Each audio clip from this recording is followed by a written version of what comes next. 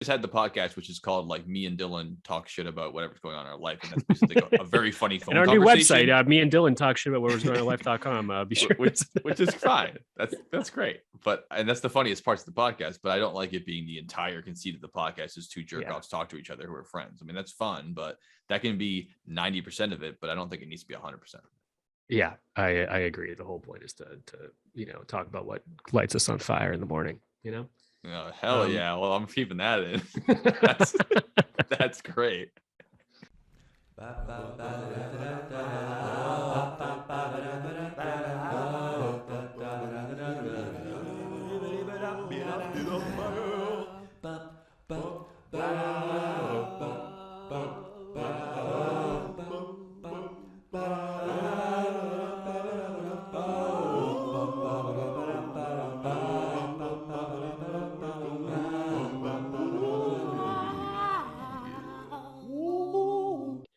All right, welcome back, everyone.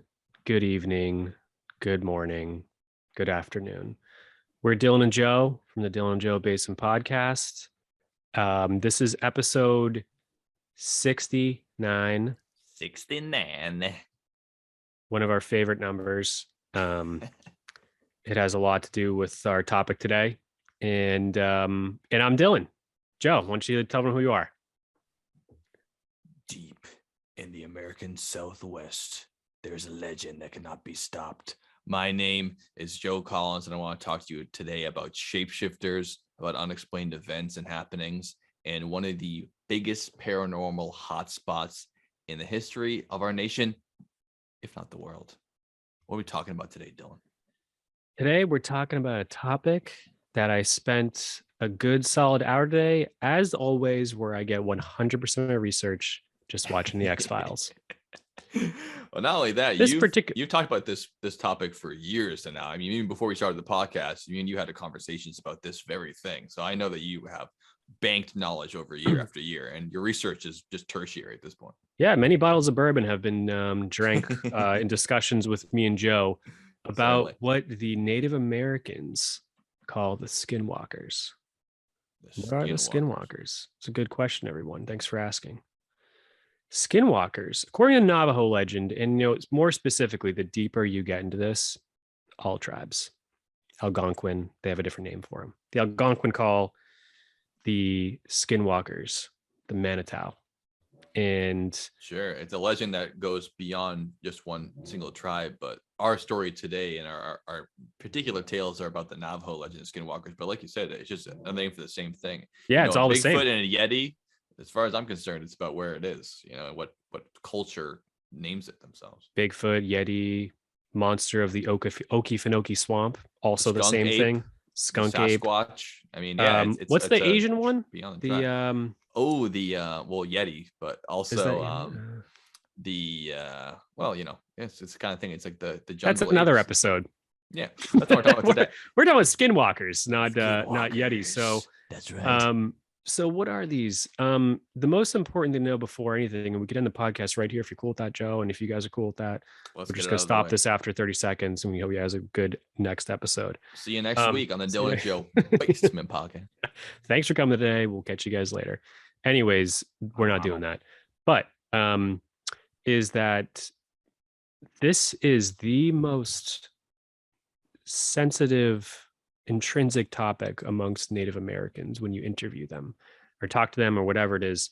You go, what's the scariest thing you can ever think of? What's the scariest thing you think? What are the things that scare you the most in this world? What's something you don't want to talk about? It's Skinwalkers, dude. Yeah, it's kind of like Lord Voldemort in the Harry Potter world. Mm-hmm. He who should not be named. It's very hard to find out a lot of deep lore about Skinwalkers because one of the parts about Skinwalkers is that you're not supposed to talk about them. They're supposed to keep in hushed tones in secret nights. I mean, even invoking them is asking for disaster, which is not good. It is. Yeah. It's not something you want to welcome into your life in any way. I mean, this is something that... Which makes it hard for us to learn about them, obviously. It is. Yeah. There's shockingly not a lot. There's a lot of interviews from police officers who are like, yeah, no, every now and then there's just some weird shit going on in the Southwest somewhere, particularly in Utah, Arizona, that's in Montana, which is obviously the Northwest, but like those areas where there's reservations, they are Skinwalkers because they are very closely related to the spiritual realm of the Native Americans. So what they Okay. are, if you want to, because we've been discussing this for a while, Let's talk about what we is know that about them. What are they? they're, I don't agree 100% with the terminology here on all this, but they're shape-shifting witches Mhm. that disguise themselves as deformed animals like wolves and bears and sly animals like foxes and Yeah, that's one of coyotes. the main things of the shape shifting, right? Is the ability to change their form into different animals that you might find in nature in the Americas. So, like you say, yeah, coyote often being a trickster, or a raven Mhm. to give a bad omen, or even a bear to really fuck up your enemies there. Yeah. Yeah, exactly. And to start off, before we get into like a real description about them, the Native Americans, when they're interviewed and talk about this, there's one really important factor that is actually takes some digging to really figure out. And it attacks the question of why we have this certain response to artificial intelligence and to like sex dolls that talk and move and all The these uncanny things. valley, like we talked about in the puppets episode. Exactly. So the uncanny valley, which we've mentioned before, is that when you see a human being that something isn't right about them, like their eyes are different, um, it gets discussed in that terminology with uncanny valley and specifically with skinwalkers. So at first, something seems a little off because you see like a coyote that's a little too, Yeah, let's something's say, off. It's interested. uncanny. Yeah. My first feeling would be like interested. Like a lot of movies show like an animal that comes up in the wild that seems like it's has malicious intent, Yeah. Or but is a acting. I little mean, too a lot of interested. animals are afraid of people altogether. Mhm, So even them approaching you is already a red flag. A lot of people think, oh, does it have rabies? What's wrong with it? Is it going to attack me? It's very mhm. strange when it's something as small as a coyote would walk up to a person. I mean, that's already a red flag right there. Yeah, And on top calmly. of that, it looks different, and it just gives you that uneasy chill to your spine. Yeah, exactly. And we have a part of our brain that is like every human can recognize this immediately. So it makes you Yeah. think that like how far does this legend go back? Whereas we can immediately identify a coyote where the eyes are a little bit too human-like compared to coyote eyes, where I don't Joe, how many hours of your life have you ever spent looking at a coyote in person?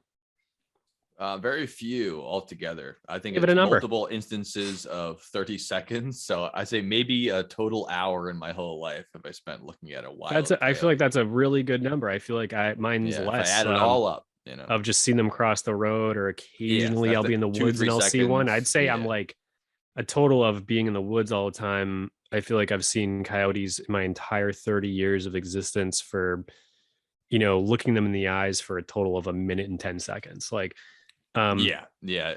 like, I mean, that sounds probably more reasonable, but I think it's a little higher than that. yeah, Even if you probably. stare But at it for 5, 10 seconds, you've already got 10% of your total viewing right there. It's got to be more than that.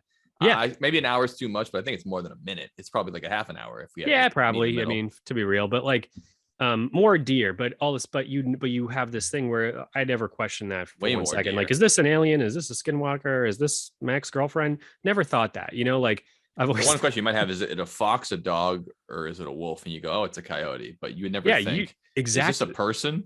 nailed it. Wait, Yeah. Usually when I see these things, I'm like, oh shit, a dog. And I'm like, oh, wait a minute, it's a coyote. That's fun. And then, mm.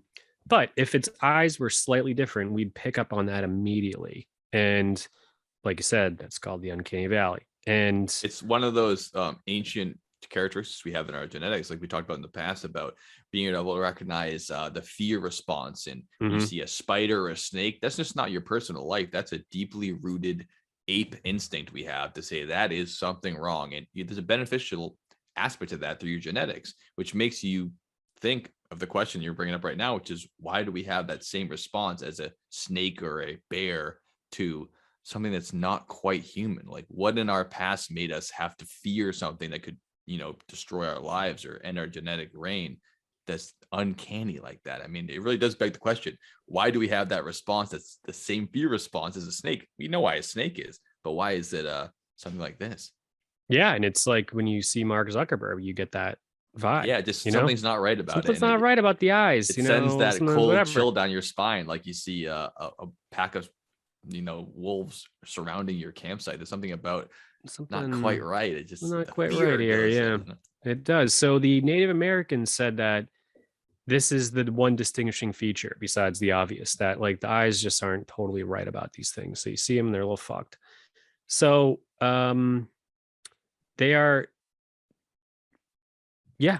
Skinwalker translates to like walking on all fours for the most part. Yeah. And they take over an animal. That's my first start. So like you're looking at those 4 types of animals or more, and they shapeshift into something that you don't want to see, and they typically are malicious, and they're coming after you for some sort of very spiritual reason that you don't want to be a part of. Yeah, and well, part of the legend is that skinwalkers were once regular humans. It's not that they came from, beyond the grave or whatever. They're regular people who delved into this kind of dark magic, and one of the most common reasons attributed to that is that they have to perform a rite in order to gain their powers. For witches, it's like signing a pact with a demon or something like that, and for skinwalkers, Gang initiation. Yeah, gang initiation. You got to get beat into the gang. For this, it's to kill a family member, a close family member, to give you the ability to become a skinwalker, which not only are you ostracized by being a skinwalker and trying to hide your identity, you're obviously ostracized immediately by killing a close member of your tribe, which means like a big sacrifice to make for these powers you can have to walk at night and transform into any animal. And then they let you in. Let the wrong one in. Yeah, once you get that, they let you in, and all of a sudden you're a skinwalker before you know it. There you go. Just kill a family member in honor of those spirits. So they're typically located in the American Southwest. There's much near very, the Navajo and Uinta tribes. Both are from that area, which are going to come up in our story today. They are. And there's a particular hotspot currently in the upper northeast corner of Utah at a place called Skinwalker Ranch that we'll get into later. We're not going to do yet. Mm-hmm. But even to this day, there are sightings of skinwalkers. There are documented accounts of these encounters with injury to the people involved. Grave injuries involved. So yeah, do you want to talk about how it relates to today? Because our story has to do with that name in that ranch in particular and the Uinta Basin in northeast Utah. Yeah, what I think is funny is that it's called like, it looks like the Utah Basin, but it's the Uinta Basin. Yeah, it's not even Utah. It's a Uinta. Like, what are you into? Yeah, exactly. Coyotes, you into skunks? What are you into? Right. So yeah, you want to get right into Skinwalker Ranch because that's a real good place, I think, to start talking about these guys.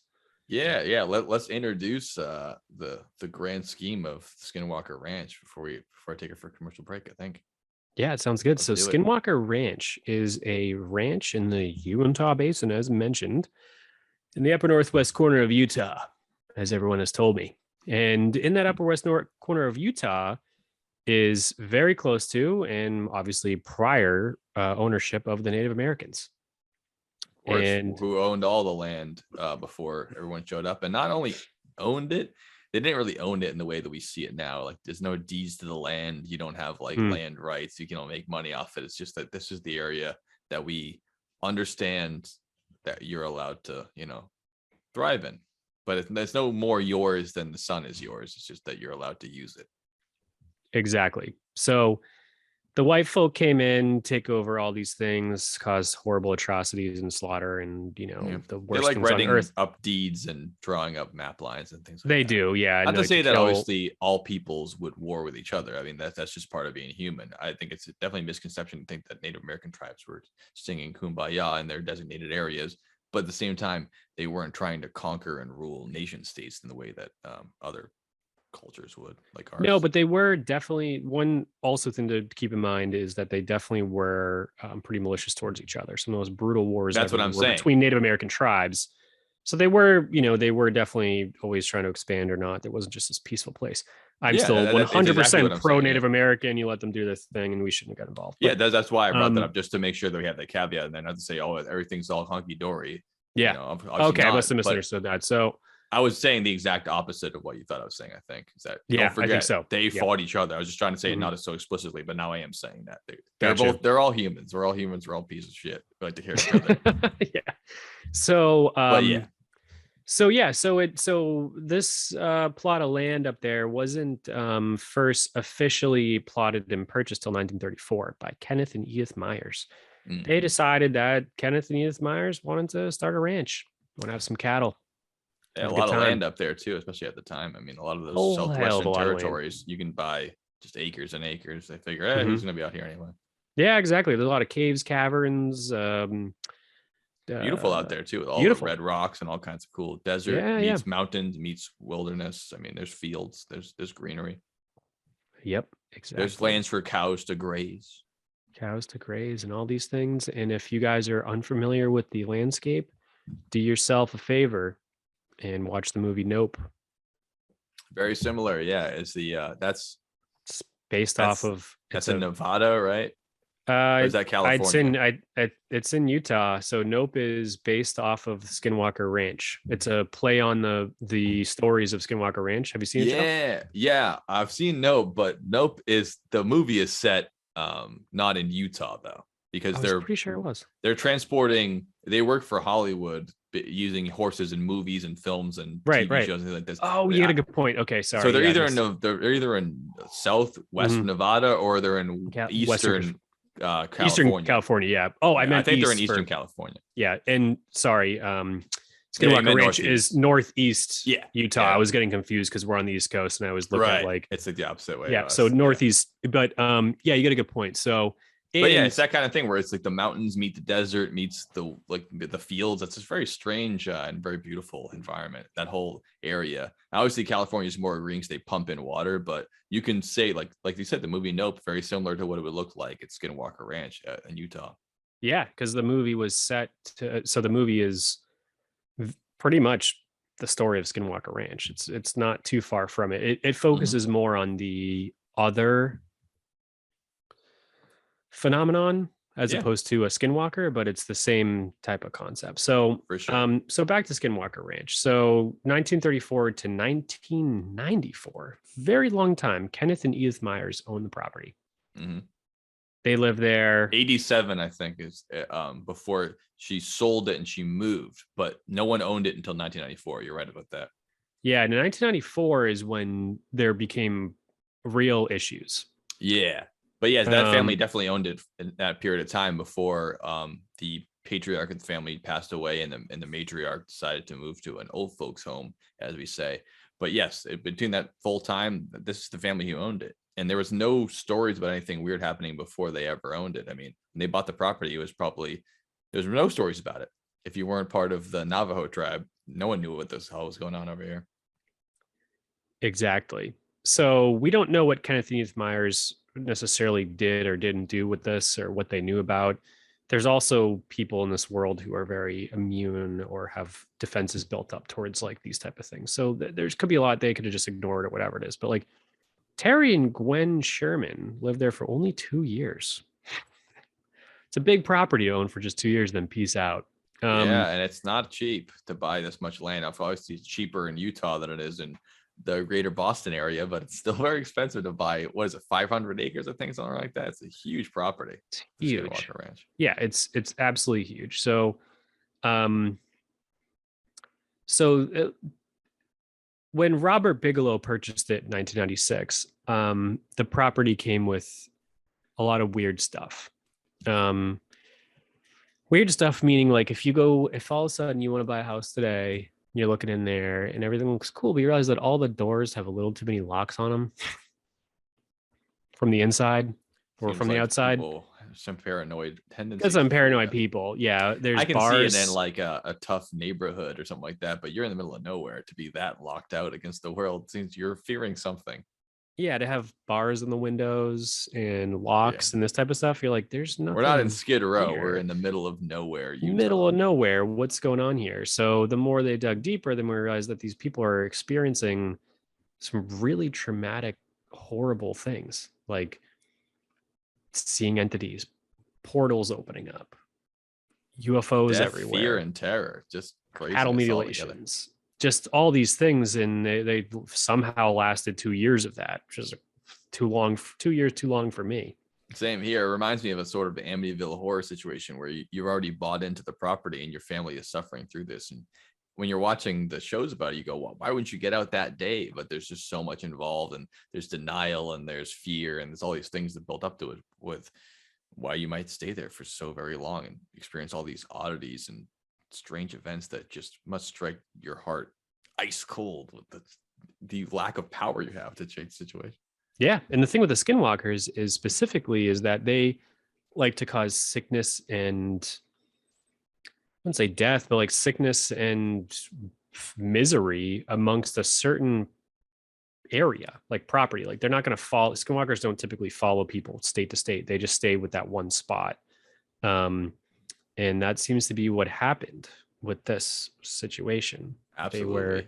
They were, let's get more into it. Yeah. Let's blow this thing up. Let's find out what happened beforehand. Why a millionaire tycoon in real estate decided to buy this property for cheaper than the person bought it, and what the U.S. government has to do with all this. Yes. After we return from our first commercial break. First commercial break.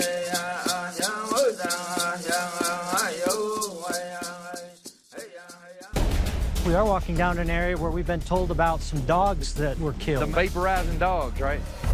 They weren't vaporized, they were compressed into the ground. Compressed. What do you mean by compressed? Like something fell on them, or Like what? something heavy smashed them. Really? Something actually looked like they were just squashed into the dirt. Yeah. From what I remember, a blue orb came bouncing down off them rocks right there. They believe a blue orb killed the dogs? Is that what you're saying? Really? You heard that story from the people who actually saw it with their own eyes. I saw it with my Oh, own. you saw it?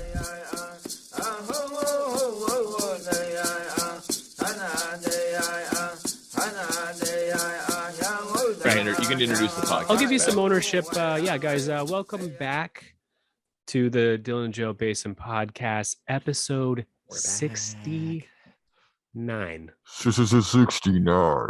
Hottest number out there, right? I mean, there's no other numbers that really do it. Like I've always been a fan of 8. 8. What's 8? Oh, you turn it on its side, or 00. Good jersey number. Oh, like just you're just doing drawing boobs. All right. That's Joe. Joe likes number 8. He likes boobs more than 69. There's 69. Well, one of those two I've had a lot more 20. personal contact with as far as numbers go. It's true. Yeah. 69, 420, 666. But 69 was invented like way long ago. Me and Joe I sent you something about pots in like Mesopotamia, like ancient days. Yeah. They were doing that shit for such a long time. Like people think like, oh, it's from the 600 AD or 600 BC. People were having a good time. No, I mean, I'm sure there was Roman baths were just giant sex parties. Wicked fun.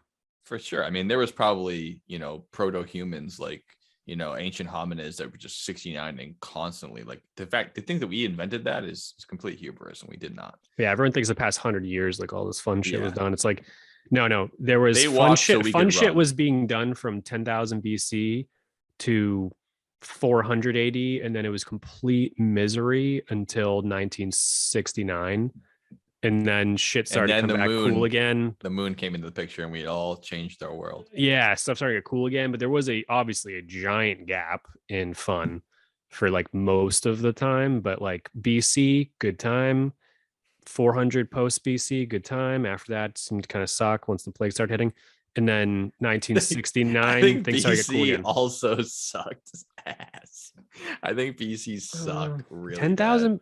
All right, Ice Age ended 12,000 BC, but that's also when Atlantis sunk. So like we don't really All right. know. Well, that And might then- come up with Just saying, like there's a lot going on in 12,000 BC. The Sphinx and stuff like shows that clearly there was. the Spanx. Yeah, the best invention of the past. Yeah, 20 years. but like Roman baths and stuff, that was all like 400 AD.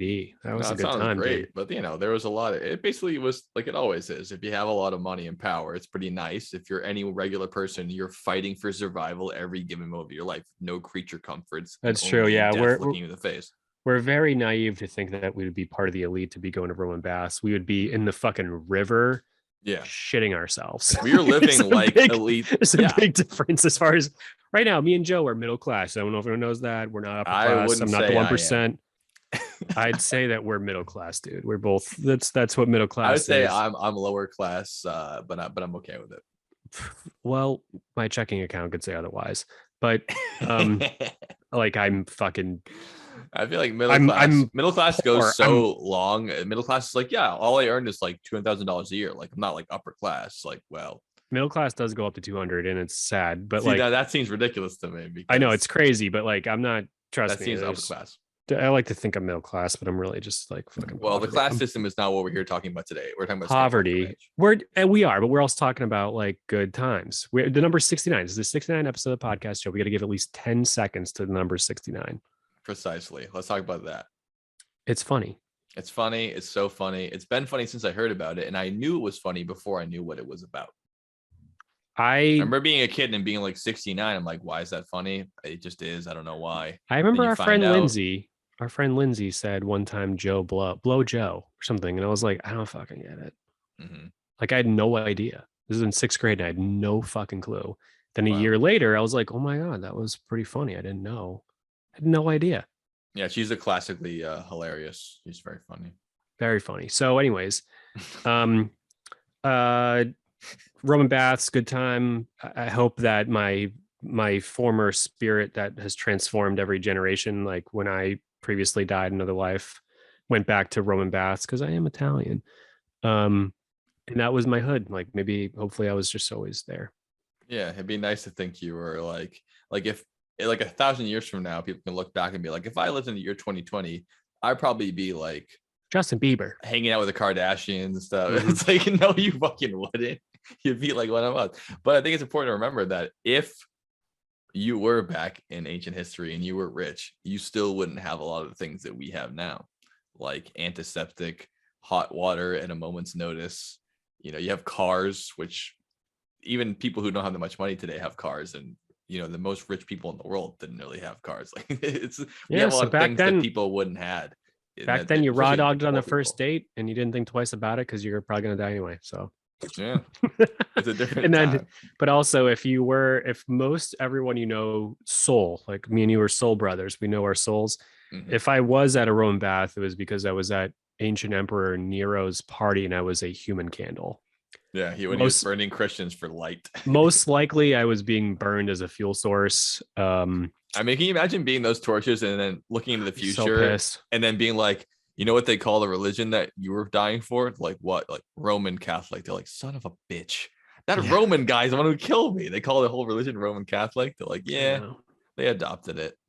They Yep. adopted after the fact. It really is hilarious that way. It's like the authoritarian state killed all these people, and they're like, actually, we're kind of down with that now. And that's also our thing. And it was our idea the whole time. Like, you killed so many people not listening to them. It's like if Mormonism took over America and we're like, we've always been Mormon. It's like, why? It's like, because it's an American thing. Yeah. So we've all been down with Yeah, exactly. United States ism. it. That's a whole religion in itself. Yeah, it is a little bit right now, but we're gonna move on from that topic and get right back to the meat of the podcast, which is the Skinwalker Ranch. Skinwalker 69 Ranch. Is that the episode of this podcast? Name of this podcast? Yeah, it's a Skinwalker. Or the No, I said Skinwalker 69 Ranch. yeah, but but this I was isn't about thinking the Skinwalker. 69. There must be a better pun to be made with 69 and skin and things like that. Like there's a pun in there somewhere, like Mr. Skin, one of those things. Yeah, I'm not finding one right now. Off the No, top well, of my head. it's not your job to find one right now. You got time. We're not gonna name the podcast in the middle of the podcast. If it comes up It's naturally, it true. comes up. Yep. 69 Skinwalker. Flash forward from the ancient Roman baths to Shred. 1994, around that time, the year of our Lord, 1994. in Yeah. Utah, United States of America. Kenneth and North America. Edith Myers not 69ing probably. Yeah, well, I imagine they didn't, but I'm gonna get us on track here, okay? If you don't mind. Yeah, no problem. Yeah. Okay, yeah. here we go. So, Edith Meyer. Jesus Edith Christ, what Skinwalker. podcast is this? Edith Skin and Skinwalker. Carl Marker. I mean, 1934, she 1994. she still owns the place up until her death, I imagine, because what she did is Edith, she just moved in away case from everyone her wants to know, it's ranch. Edith. We're talking about Edith right now. Edith Bunker Ranch. Edith moved to a assisted living facility. She still had the equity in her ranch. It got sold off after her husband passed to the Sherman family. Now, this family was trying to make a new life for themselves. They wanted to buy this huge property and have a ranch out of it. I couldn't find exact figures on how much it cost to buy this property in 1994, but let's say it wasn't cheap. I mean, it's cheaper than, like we said earlier, buying it in very heavily populated areas, but you're still buying hundreds of acres of land. You're investing in your future. This family is this is our life now. We're going to raise cattle. We're going to live on this ranch. We're going to make our best of it. But they realized pretty quickly that it was not all it was cracked up to be. And very strange things started happening to them, which is why this particular plot of land is so famous. When they bought it, like Dylan said, they saw all these locks and bars and padlocks on the doors, and they're like, what's this all about? This is strange just to start out with. And it didn't take long for them to start seeing stranger and stranger things happening. One of the first things that I encountered by learning about this is that they came into contact with a large wolf, which kind of has that uncanny valley aspect you were talking about with the coyote earlier, Dylan. Mm-hmm. Yeah, definitely. This is Edith still, right? No, this is the Shermans. Okay, Terry and Gwen. Yes. I have no stories with the original owners whatsoever. I don't either. Their son denies that anything ever happened there or anything was ever said about it. But He seems cool. Later. Yeah. But yeah, no, this is the Shermans. This is the 90s owners of this thing that made it famous. Without them, we wouldn't have no idea what's going on there. So they come into a encounter with this wolf and a couple of ranch hands, and the owner, Terry Sherman, they see this large wolf on the property, and they have dogs with them, so they're worried about the cows or the dogs. And the wolf starts approaching them, and it has that uncanny valley feeling where, why is this animal approaching us? There's a lot of us, there's only one of it, and why is it approaching us? Its eyes were strange looking. It was imposing. It looked like a large wolf, but then it started to go right at them and go after them. So they started opening fire on the wolf with their rifles. And to quote what they said at the time, it looked like it didn't even feel it. They were hitting it. They were sure of it, even though it was nighttime. It was hard to see if you're hitting it, but they saw it. They said they saw pieces of flesh falling off of it, which means that obviously they must have hit something from far away. But the wolf wasn't reacting to the shots taking it at it, even though it was clearly getting hit, and it was going after both the dogs and the proprietors of the ranch and the workers there. It seems like a really strange thing for this wolf to go after them. And it would have made sense for the wolf to die right there, but it did not die. And in fact, it slinked off into the night after attacking them, never to be seen again, at least not in that form. Wow. Did you hear anything about that story about the wolf? That one came up a couple times for me. I did hear, because it brings up an important fact that comes straight from a specific person from the Navajo tribe in present day who talks about how to kill one of these things. Well, you got to tell me about it right now. I can't wait to hear about it. So this was posted on Reddit by Culture4326. And she says, Navajo here, ask me anything. And one of the first question that Silver Bumble asked on Reddit was, can firearms kill them or even scare them off? Firearms? Okay. And the answer to this is scaring them off. Yes. As far as killing them, it's not known, but most likely no. It seems they neither scared it off. They definitely didn't kill it by the story here. Yeah, exactly. So there's multiple ways to kill it, and it's not with a gun. There's two different methods or more that have to do with white ash. So you can fill an arrow with white ash. Yeah, I have heard that. Yeah, almost like Kinda sage. like the silver bullet. Yeah, sage would be the first thing that I know personally from experience that would produce white ash. Anytime you burn sage, it makes white ash. If you do wood, you are not guaranteed to that. So burning sage, super Native American tradition. Sage cleansing your home. I still do it. I've talked this in the podcast before. Super great way to remove bad entities, bad spirits, bad vibes, whatever. shooting an arrow at them with Good white smells. ash, good smells, is one way to do it. Oh no, it And- removes good smells and replaces it with sage. Oh no, I think it's the opposite. So there's that, and then another way is to find out its name. So if a skinwalker speaks, because there's some sort of humanoid factor to them, because they're a spirit, they're possibly a witch that's shape-shifting. If you can get to the point where they talk, they disappear. They should never talk, but you can be very convincing and make them talk. So if you find out who they actually are, who the skinwalker actually is, that's a good way to get rid of them and also have them speak. Almost as if they're in their animal form, the skinwalker form, they don't want to be accountable for their actions. And if you could speak their name, it forces them to come to terms with who they are, and that they will be blamed for these crimes. Yep, exactly. So I'm gonna get into this real quick. I didn't think I was ready for this yet, but I think it's a little bit appropriate given what we've just spoken about. So okay, so we're back. So we're that, guys. So this brings up a really important topic about like what the motivation behind the skinwalker, let's call it curse, or skinwalker option for revenge would be my guess. I think it could be a skinwalker curse. I think it's worth mentioning that part of the allure of this area was that it had been cursed, not particularly by a skinwalker itself, but by the Navajo tribe, which I'll bring up later, but I want to give you your point here. But yes, definitely a curse on the area is one of the ideas why it's so weird around here. What's going on? Yeah, exactly. And like a big reason. So like in the X-Files episode, season 1, episode 19, the times the skinwalkers were around were because they were sort of wanted revenge. So it was one Native American tribe attacking another.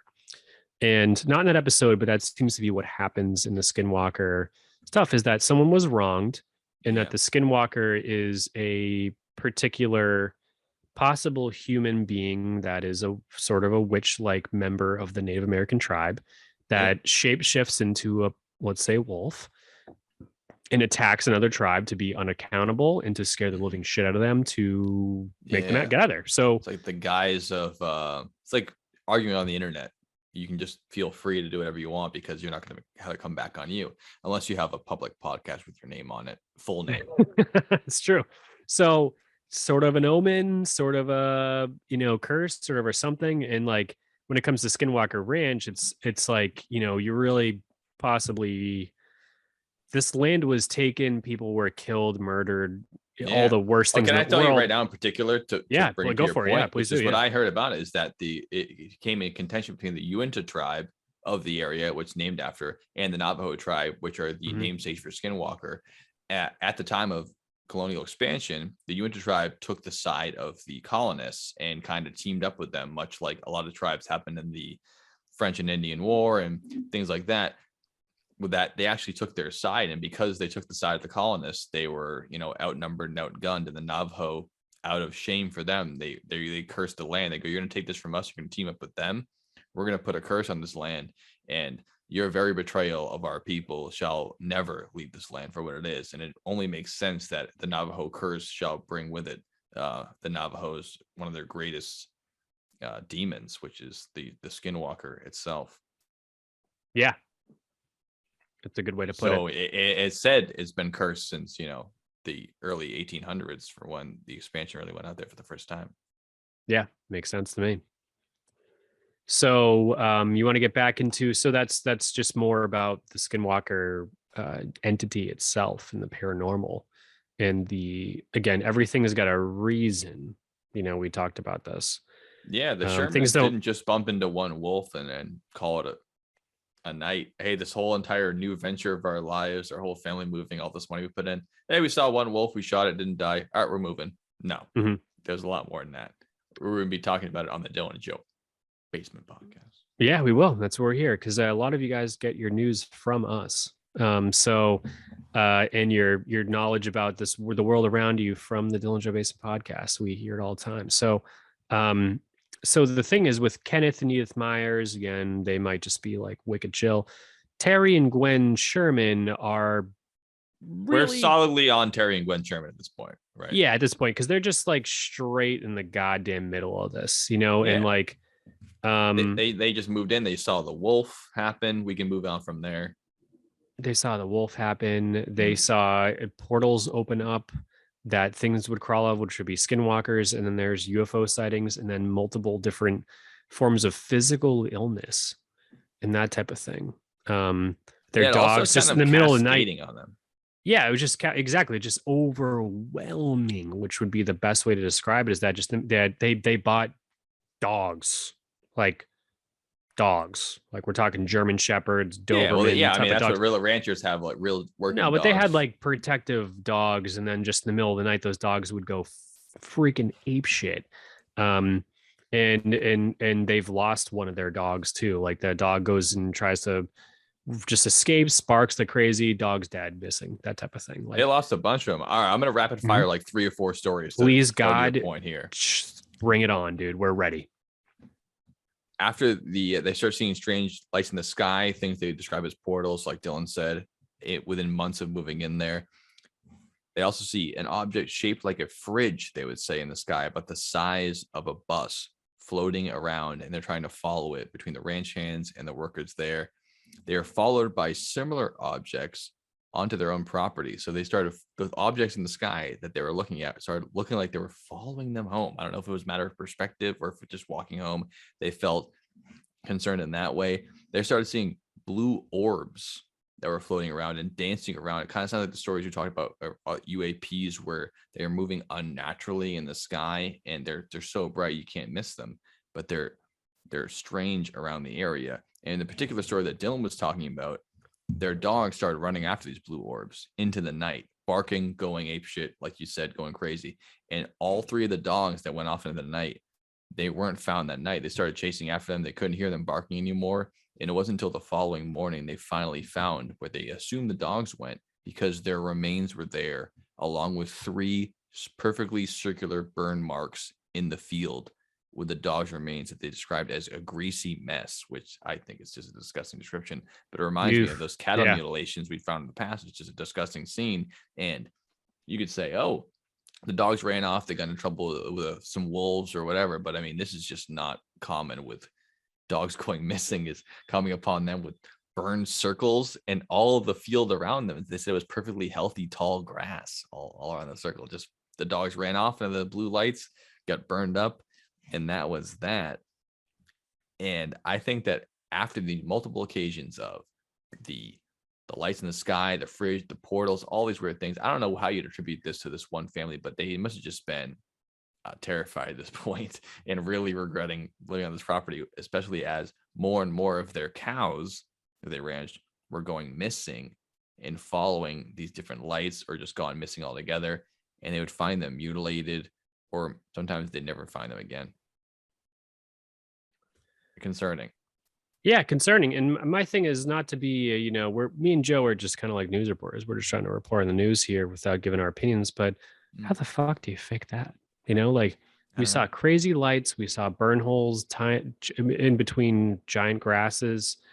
It seems beyond tricking your eyes into a full-on event happening to you.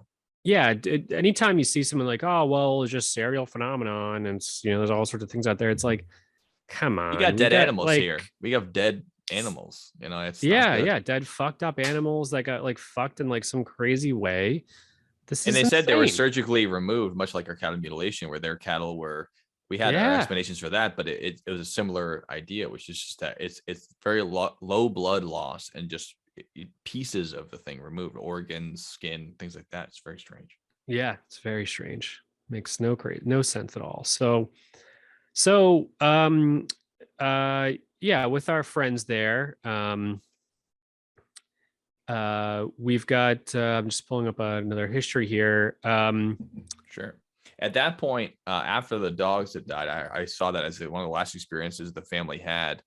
Do you want to talk about any illnesses? Because I didn't find any of that. I wanted to let you bring that up before I move on from the Shermans, because after the dogs died, the Shermans decide this is the last straw on the Amityville horror, and I'm getting the fuck out of here. Yeah, so my only illnesses come actually a little later. There are reports of them having issues, and then throughout the past of the documented history from the Navajo and other tribes, the Skinwalkers typically at their very most benign presence will just inhabit an area and cause a giving lot bad of just miasma. general illnesses leading up to potentially fatal things, even down to things like, symptoms of mold sickness. Ugh, super bad. Not good at all. But as far as I understand, after that whole thing happened, they pulled the full Amityville and they said, we got to get our family out of here. Terry and Gwen just got the fuck out. They said, we're getting out. So they decided to sell the place, but they were completely open and honest about what happened to them. They didn't try to hide why they were moving. They were completely open with the public. And because they're open with the public, it became a news story. And people around the area started to learn for the first time the events that were happening here at Skinwalker Ranch, which, although I appreciate their honesty, it made it very hard to find a buyer, because not only are you admitting that your property may be cursed or maybe UFOs are coming to after you, also you're admitting that much of your cattle are being killed, which is not good for a new rancher to want to take on. And you need a very particular buyer to want to buy a place that you're so open about being strange and scary and terrifying. In comes a real estate tycoon with a penchant for the paranormal who wants to make a name for himself and prove his beliefs. And this might be the best way for him to justify what he already believes about the world, and that it's not what it seems. Robert Bigelow decides to buy the property. Robert Bigelow, who's the founder of NID Psi, which is NIDS. Which is the National Institute for Discovery Science. He's very interested in the paranormal. So Comes the guy in, made his money being a real estate tycoon, and now he's in his twilight years. He's allowed to do his passion project. Whatever you want to do, you do it now. Jeff Bezos wants to go to space. Elon Musk decided to go to buy Twitter, and Bill Gates decides to, I don't know, buy vaccines or whatever. Everyone, when they make the top of the world, they go, okay, now it's time for me to make my name for myself. I can relax in the sunset. And Robert Bigelow's version of that is becoming the first man to prove the paranormal with scientific accuracy. And he has the research team behind him and the funds to do it. And he actually buys the property for less than what the Shermans paid for. It's insane because he's a real estate tycoon, and he's like, I'm going to lowball you on this. He's a real estate tycoon as well as an aerospace engineer who has an aerospace company. He's a billionaire. He's not just like a millionaire. Billionaire. He's a billionaire, and so he buys this place. And he's friends with representatives from the Nevada state government, and specifically Harry Reid with the same last name as me, REID. But Robert Bigelow buys Skinwalker Ranch, 50 plus acres, for $200,000. Wow! And that's including the property and the house. Yeah. But the fun thing is, he didn't buy this because he wanted to retire, because he wanted whatever. No, he bought this specifically because he was convinced by the mutilation stories by the Shermans, which included tales of strange lights and unusual impressions made in the grass and soil. That's why he spent $200,000 on this place, because he wanted to prove that this paranormal shit's real, and he has the money to throw at it. Private jets, I've got it all. There's one thing I know nothing about, or that there's just, as always in the Dylan Joe Based podcast, the history left to be discovered is one of these places, and I don't know enough about this place, and I'm gonna buy it and figure it out because it's fucked. They said there's no new frontiers on our planet, and a rich guy 1,000 years ago could fund an expedition to find the new world, but in this world you can't find anything new in our world. So Bigelow searches beyond the realm that we live in and say, what else is going on here? It must be something else here. I could be the guy who discovers paranormal activity is true, and Skinwalker Ranch seems to be a huge hotspot for that. So much is leaned into it, whether it's all these stories of the mutilations, the lights, and the old Navajo tales. I mean, he's like, if I'm going to spend this much money investing in this research, I'm going to do it at Skinwalker Ranch. Seems like a good bet, which also is funny that he probably spent 100 times more money on the actual research than the property itself. I mean, he was the yearly salary of some of these PhD accredited scientists must have been more than the property value right away. You're in. I mean, he spent money with all the instruments, the research team. I mean, he had people on retainer, like 10 or 12 people there, constantly, I mean, that must be very expensive just to deal with all that. You have to be an eccentric billionaire with a glory wish to even be involved in this at all. It seems like there's very little benefit for you unless you think you're going to uncover the first tile into the next world. Well, that's the thing with these people who have more money than anything ever. They find what's possibly the most interesting, most adrenaline going, what makes you what I already said it. What lights you on fire, wake up in the morning. This is it for Yeah. him. When He you're goes, at the top of the mountain, you look for the next peak. Yep, exactly. And that next peak actually became tangible for him after going through this, doing his own research. He was reported by the New York Times to have urged like on his life or death, Senator Harry Reid to initiate some sort of a program to study this type of stuff. He said, I got a spot for you guys to come in. There's shit going on here. It's insane. The previous owners are super fucked up and it's just getting out of control here. You guys, I'll fly you into Utah and my stuff. And let's do it. So Senator Harry Reid is the actual guy. This guy, Harry Reid, REID, initiated what's known as ATIP, the Advanced Aerospace Threat Identification Program, because the hotspot for all these things happened to be Skinwalker Ranch. And it's because of Robert Bigelow, because he said, trust me, I just bought this shit for like nothing. And this is a hotspot for paranormal. Absolutely. You guys come in here. Harry Reid got convinced after going there that this is insane. From 2007 2012, they were just strictly studying UFOs. And well, let me bridge the gap between Bigelow buying the spot till there, because he bought the spot in 1996. So that was a big gap between there. Big gap. Yeah. Okay. Bring it in. Yep. But I definitely agree with you there that it's basically like wanting to study earthquakes and then moving to the San Andreas Fault. Of course, you're not guaranteed there's gonna be an earthquake every day, but if there's gonna be an earthquake, it's gonna happen right there on the fault line. You bet.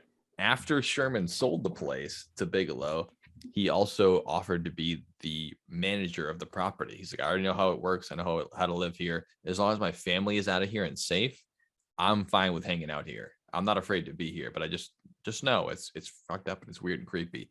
And he decided to work with the NIDS team, which is Bigelow's private army of investigators. This is before the American government got involved at all. This is a billionaire's project to find spooky ghosts and demons and stuff.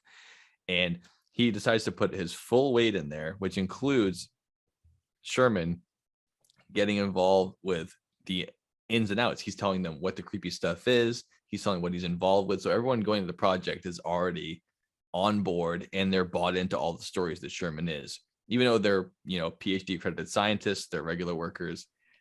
I don't know how much they believed in it going in, but if they believed in anything, they believed in what Sherman was saying. And one of his first stories he had was that a bunch of bulls went missing and Sherman went off to find them. And he invited people along with him on his little expedition and shit like that. This particular night, no one was there besides Sherman, who was the previous owner. The bulls have gone missing. He can't find them. He tracks them down to a carrier camper that you'd use to move livestock. And all the bulls are in there. They look like they're in a trance. They're not moving at all. They're just all standing in a circle staring at each other. And as soon as he goes to get the attention of the other folks involved, he starts banging on the trailer, try to make some noise and go, hey, I found him. They're over here. The bulls snap out of the trance. They go nuts. They start hurting each other and they destroy the entire trailer trying to get out of it, almost as if they didn't even know they were in the trailer to begin with. How'd they get in there if they can't get out? It's like a cat getting its head stuck in a banister and it starts freaking out once it doesn't know it's stuck. The old bulls go nuts. The short time later, all the researchers come in. And the Canadian researcher for NIDS, again, this is Bigelow's private army of researchers. He sees a large black object in the tree lines. Kind of reminds me of the fridge that we heard about earlier, but this one's black. And as he goes to chase it down, he says that no one was behind him. The other researchers didn't go with him. He chased after it himself. Didn't get video footage of it whatsoever.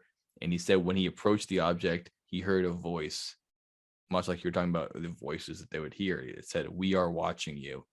He freaked the fuck out. He exclaims, "It's got me," before people arrived on his location on the ranch. Nothing was there. It was just him. panicking and freaking out. And that's just among many stories they had while NIDS was there. But in the entire time there, they couldn't find any hard scientific proof. With all their money, with all their cameras, with all their PhD accredited scientists, researchers, even the guy who used to own the place, who tells you all the stories about what he's seen, they couldn't nail anything down. And that's why in 2002, they decided to stop the research altogether of Skinwalker Ranch. And Bigelow, I don't know what he counted it as in his mind, but on the paper books, it's a loss. They couldn't prove anything. All it was more weird stuff that happened. And that was until what Dylan just brought up was they look into Harry Reid's kind of influence in this. A person who's majorly involved in the story writes a book called The Hunt for Skinwalker Ranch. And that becomes a national idea.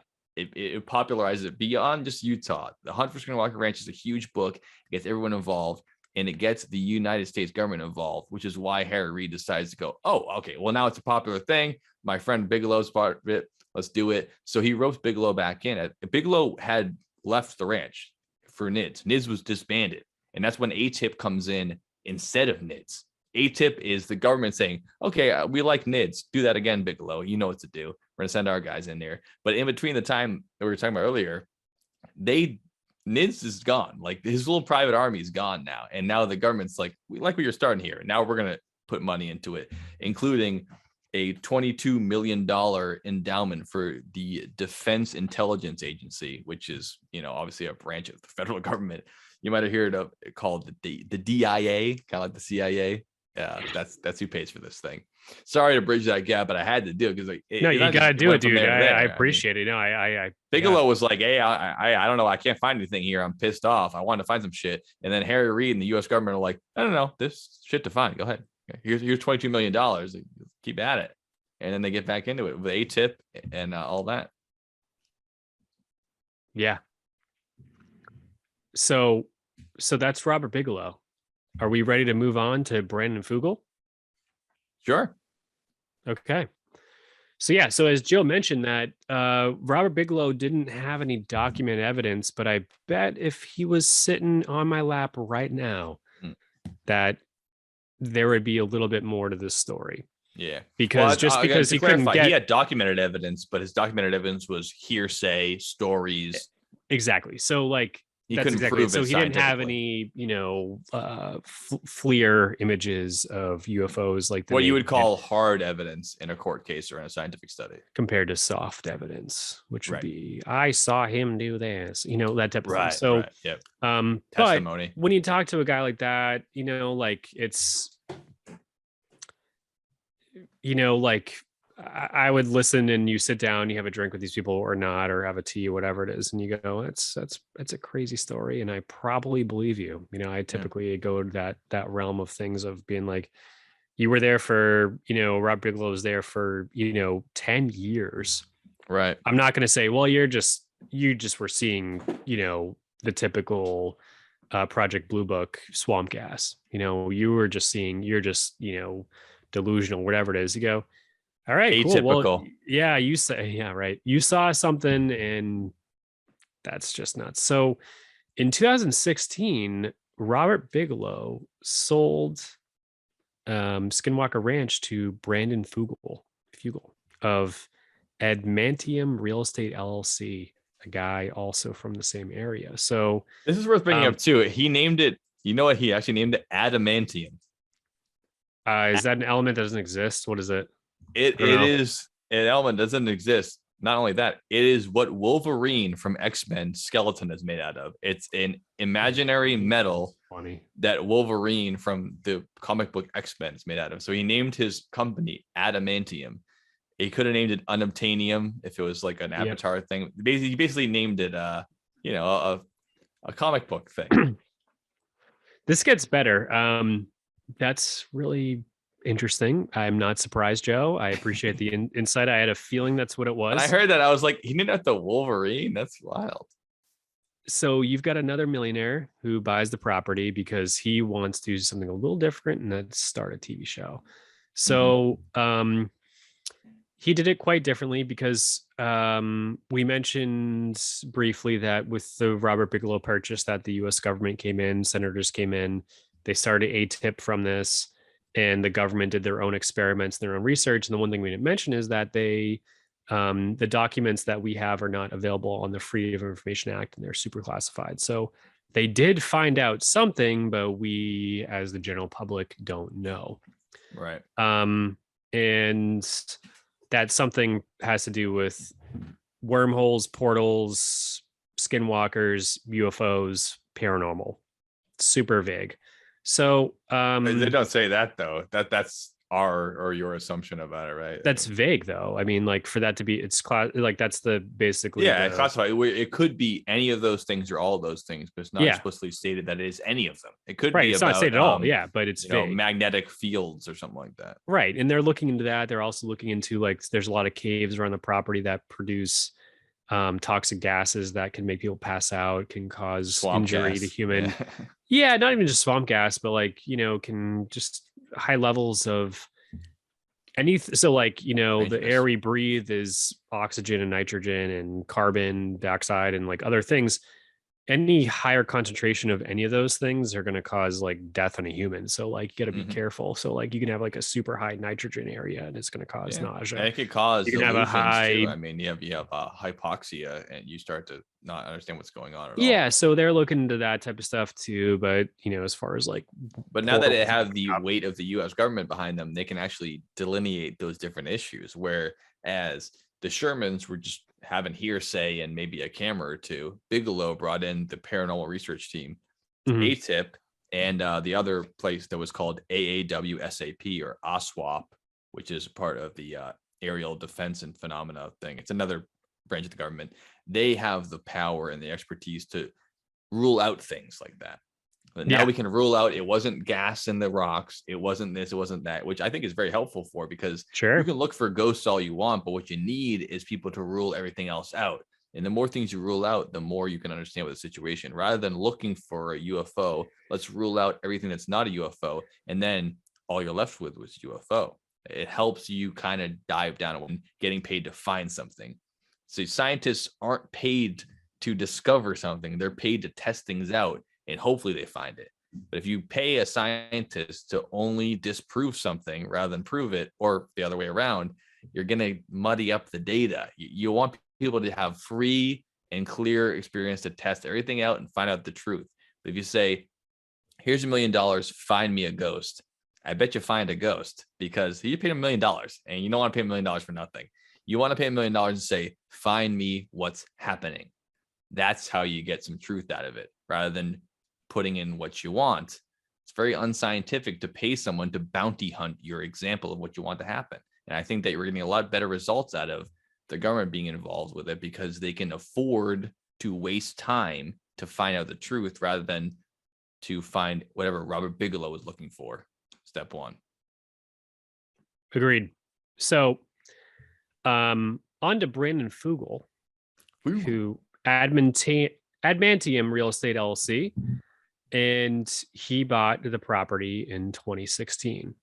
And he did this in exactly the same reason for Robert Bigelow did, is that he bought it for, whatever. I don't have the price on here. But he wanted to get to the bottom of this. He realized that Robert Bigelow didn't get all the information. Neither of these two militaries are not accessible. He's going to figure this out himself. He can buy this. He can do this. So the first thing he did was block all the roads to the ranch, hired security. It was guarded by cameras and barbed wire, and signs are posted everywhere, like Area 51, that prevented people from approaching the ranch. So what I think is really funny is that, Admantanium Real Estate LLC is a Delaware limited liability company. Any good company is based out of Delaware because of the lax tax code. Thank you, Joe. I didn't know you knew this. And companies that move to Delaware, there's so many covered entities is the specific business terminology for companies that are based in Utah. So they file taxes in Utah and Delaware, but Delaware there's more companies held there than really anything for LLCs, because to be because it protects them from the legal It's the reason why Delaware still exists. ramifications. It is the legal If ramifications you look up of the amount of investors. U.S. companies that are in Delaware, it's all of them. And you've never been to Delaware, but you've been to Walmart and all the other shit. Walmart's Yes. Arkansas, but you get exactly the point. because it doesn't. The thing is with Delaware is that it doesn't protect the consumer or the other thing. They go, we do this because we want to protect ourselves from consumers. So we file in Delaware because if you all of a sudden decide, hey, I want to invest $1 million in a seed round in Admintanium Real Estate LLC,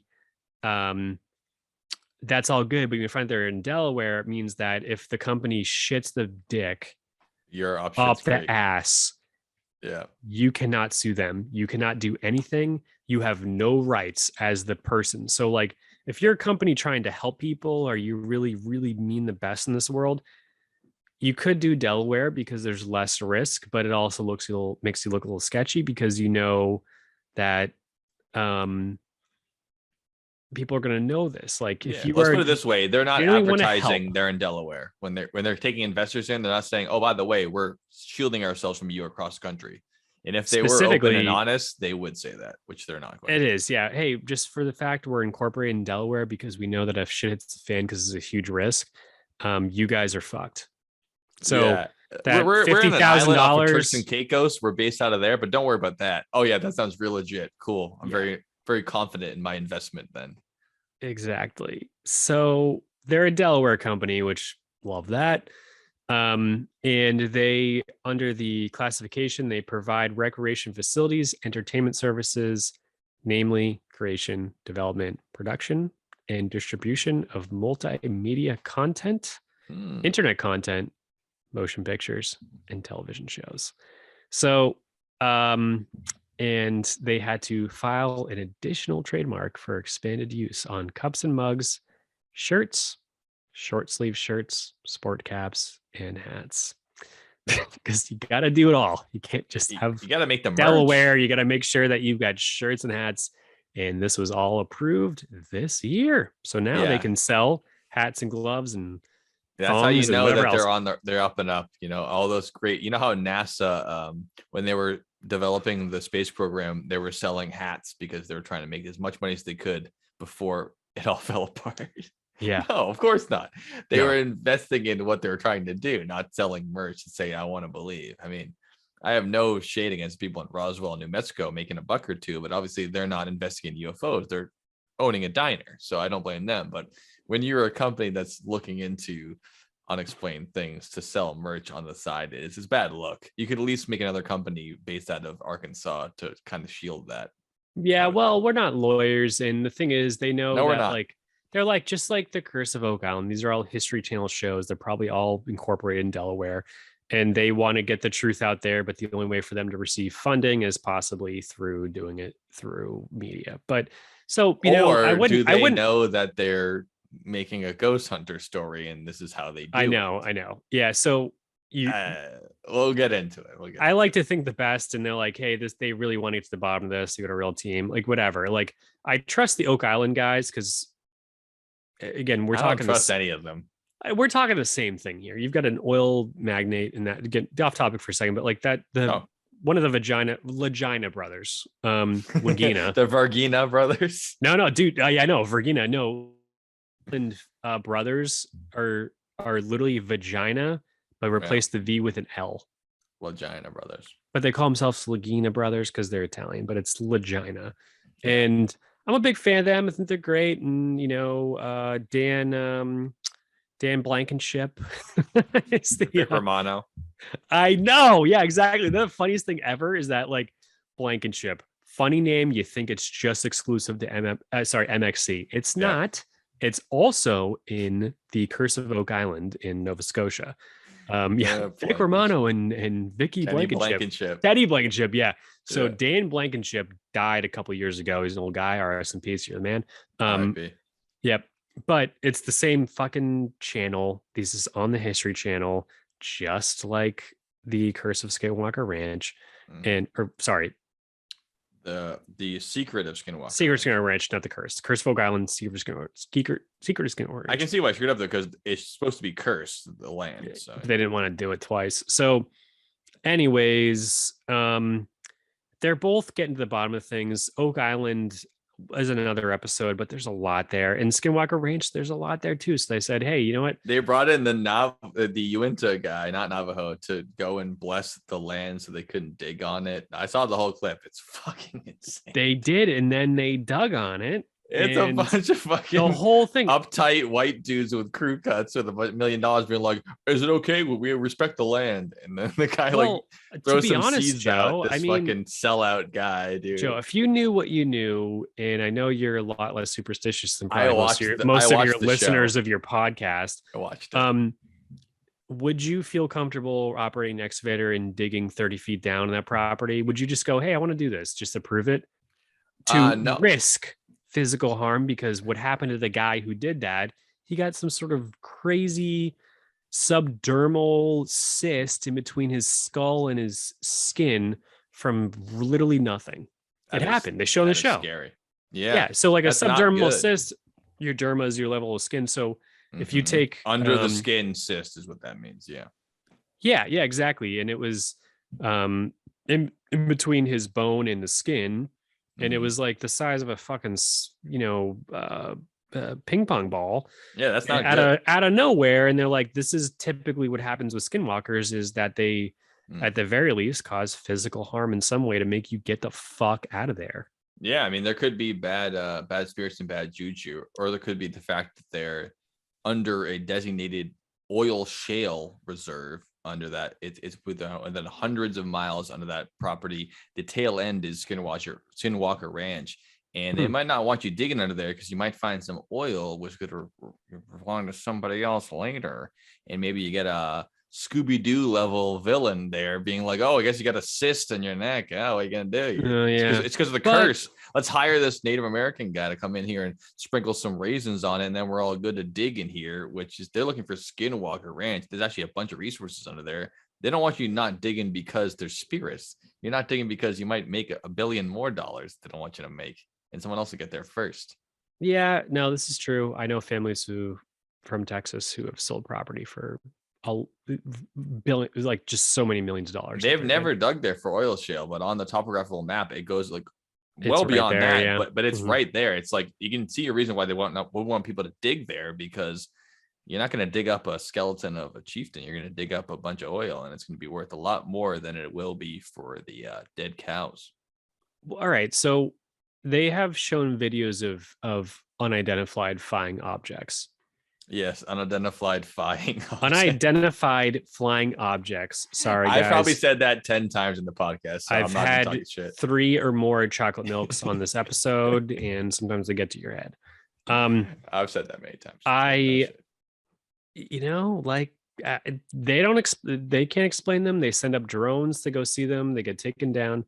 There's certifiably some weird shit going on there, and That show's specifically- sensationalist as all hell. It's a reality TV show. it is. It's it like is- it's a reality TV show. It really is. I mean, every moment is dramatic music and the guy being like, "We didn't know what to do. We walked in there now. What's gonna happen?" And it's a shot of a piece of dirt, and it's dramatic music 10 times, and the guy going, "Oh my god, oh my god!" And he goes to commercial. He comes back. It's the guy jerking off in his truck. Like the editing is insane every time.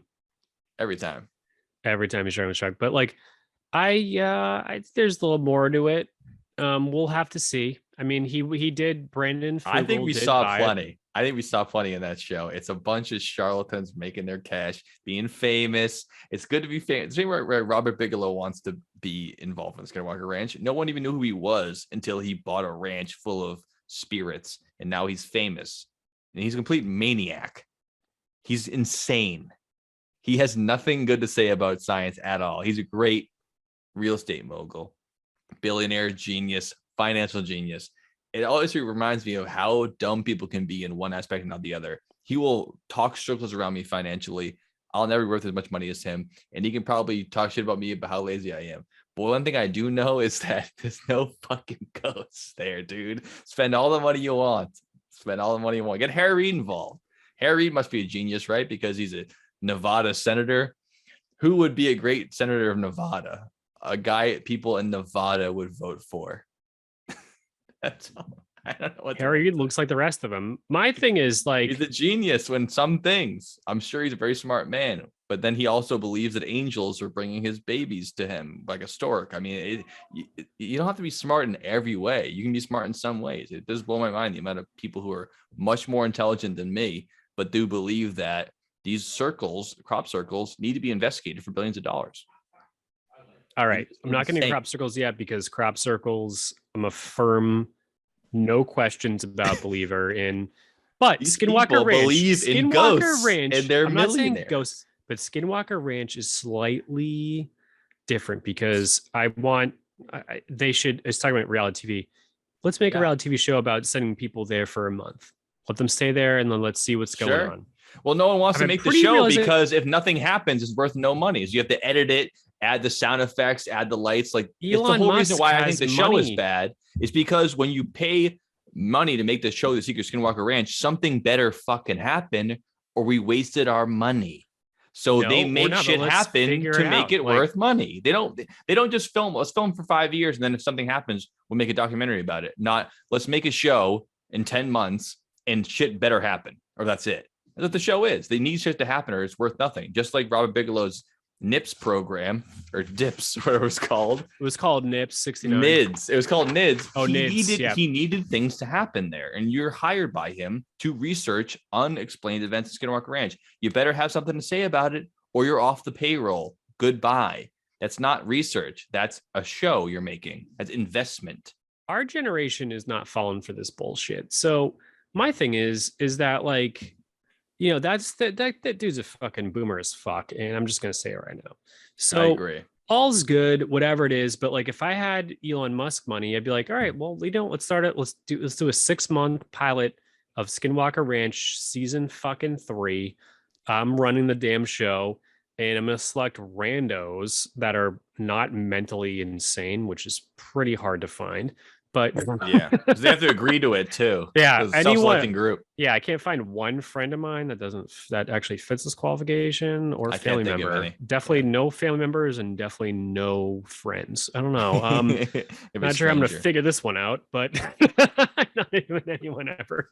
Definitely not me. I'm gonna so if we do find someone who meets the Qualifications. well, yes, but I want to add a word in between that, the exemplary qualifications, the qualifications of like real sane people, maybe like our 8th grade middle school teacher. I might send her there. She's pretty cool.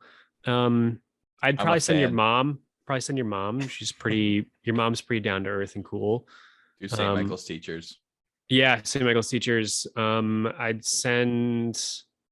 wouldn't send anyone I know either. I'd send you, dude. Honestly, I mean, I'll send me. I'll definitely ruin. Yeah, I definitely program. send you. But I'll make sure that people aren't talking. I mean, actually, no, those cut around me anyways. But yeah, no, I will be the skeptic in that situation. Yeah, I will. yeah. But I think you then need one. I'd send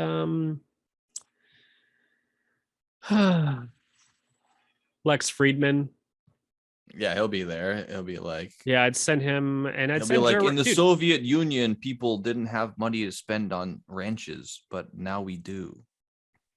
Yeah, and I'd send Joe Rogan too, and I'd send Rogan was there, I think. Or he didn't. Oh, maybe he wasn't there. was. No, he definitely was He there. was there, right? Yeah, he I did an remember him. episode on it. He did a show that was like hunting. Unexplained He stuff. did. No, you're completely right about But that. he even said about that show, he was like, they didn't let me say all the shit I wanted to say because it was kind Mm-hmm. of fucking up the show, which I do respect about him. And he's like, he wanted to make a show about it, he wanted to believe, but Yeah. all the stuff he said about being like, maybe that's kind of bullshit, they cut it out, which is exactly what I'm talking about with the show. Even if you That's are why I skeptical, want him there. because you're wanting to make money and sell advertising on a TV show, the show can't be the hunt for Bigfoot and we found nothing and it's not real. Like, that's not a good show. You have to have, there's like ghost hunters. They never find anything, but you have to make it look like it is. And the secret of Skinwalker Ranch has to be 45 minutes of finding nothing. It has to be exciting, which means No, but you it's have to tough. put your bullshit in.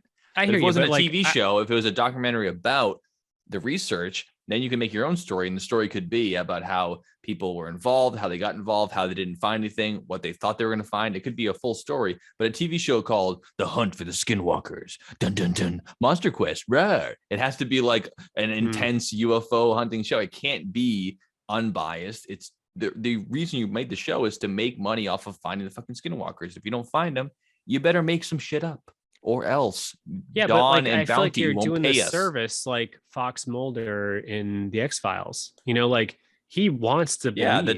The fictional TV show about sci-fi Yes, shit. but yeah. he want that dude. Honestly, man, dude, season 1's a fucking documentary. Every goddamn episode is about something that we talk about. Hey man, I've And I put didn't Want to know this. Believe in Last the time I watched- podcast notes multiple times. I haven't always watched put it X-Files since I was in 1995. Now I'm watching it again. I'm like, holy shit, this is everything. I thought it was like something else. It's like everything we think of, like the Mothman, Area 51, Roswell.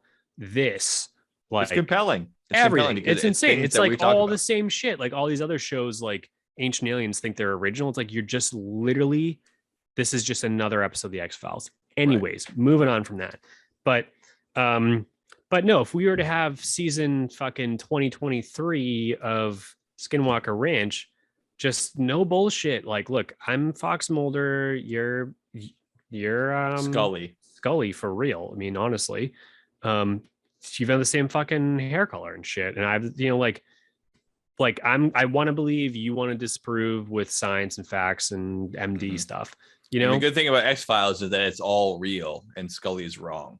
But the real thing about real life is that none of that shit has ever happened. well, and it's exactly. all So like, bullshit. it's not a bullshit, all those but, shows are like, great because the skeptics are idiots and the idiots are geniuses. It's perfect. right. It's like the I fucking appreciate King that. Kong So- Godzilla movie where the Hollow Earth so- is real. And I was like, oh, it's going to be a funny thing with Hollow Earth's not real. It's like, no, it's real because the insane person is right. It's a conspiracy theory movie. It's like X-Files. It's like, imagine if so- all your crazy ideas that are all wrong were all real because you're the one smart one and everyone else is stupid, but you're smart. So in a real world, is that to me halfway is Not that real. I'm half fucking dumb, you're half fucking dumb, That's because true. I'm the extreme, you're the pretty centered normal person who thinks logically more. I don't know. I feel like um, I'm extreme the other way too. So I'm always fighting against it. Well, exactly. So we're gonna probably meet in the middle grounds, and there's gonna be some sort of truth that comes to this. You know, because podcast. I'm looking to prove it, you're looking to disprove it always. Right. Yes. And all of a sudden something actual comes of this. Like for example, Skinwalker is by definition a legend. Yes. You know what legends are, It's Joe? mythology. Mythology and legends were designed for one reason, is because before people could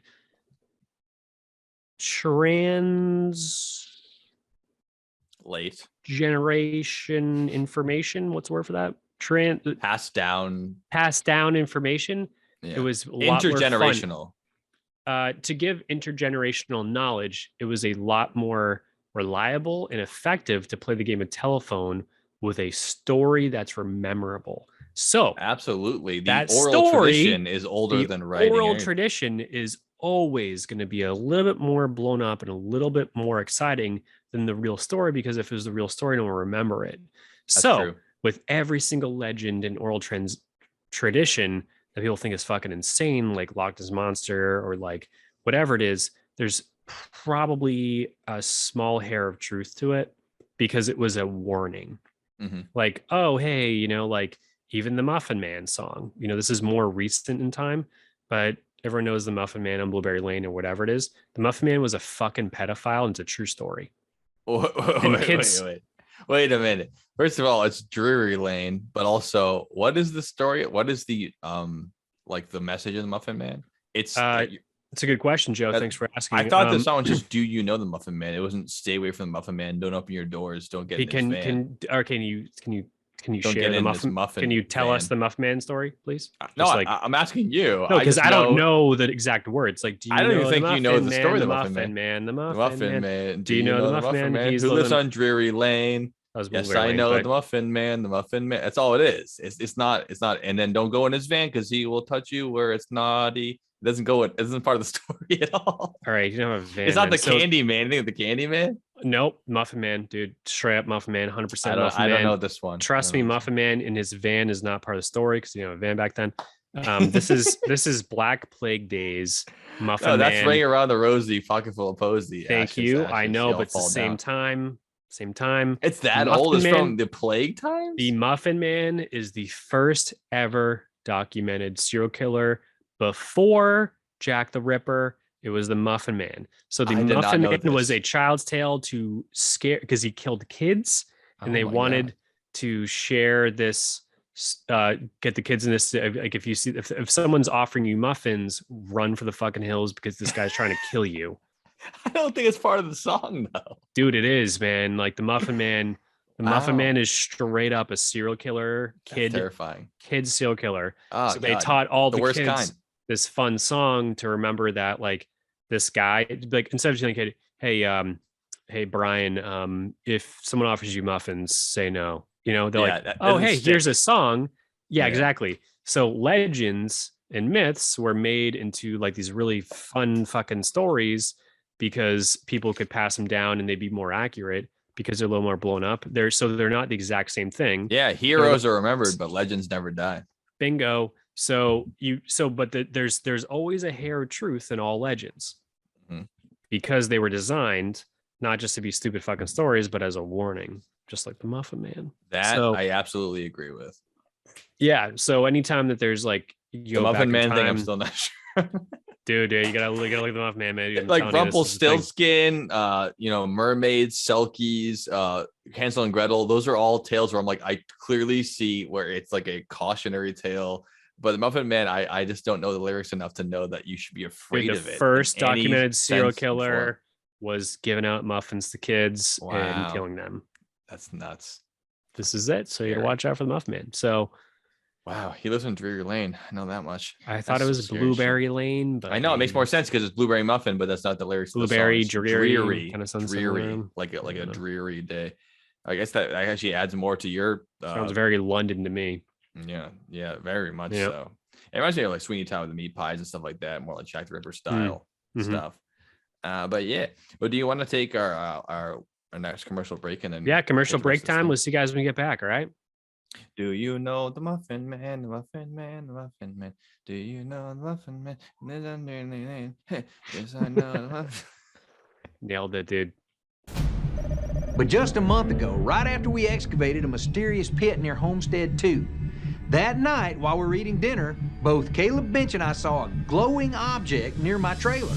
It was right there, something yellow and goldish color, and it's rectangular. You know, we ought to keep moving and look for other spots that you want to show us. Maybe head down closer to Homestead too. I agree. As a scientist, I'm still struggling with Stephen's story, but he's so sincere about what he claims happened. And given what I've seen myself, I wonder more and more if there really could be things going on here at Skinwalker Ranch that conventional science just isn't going to explain.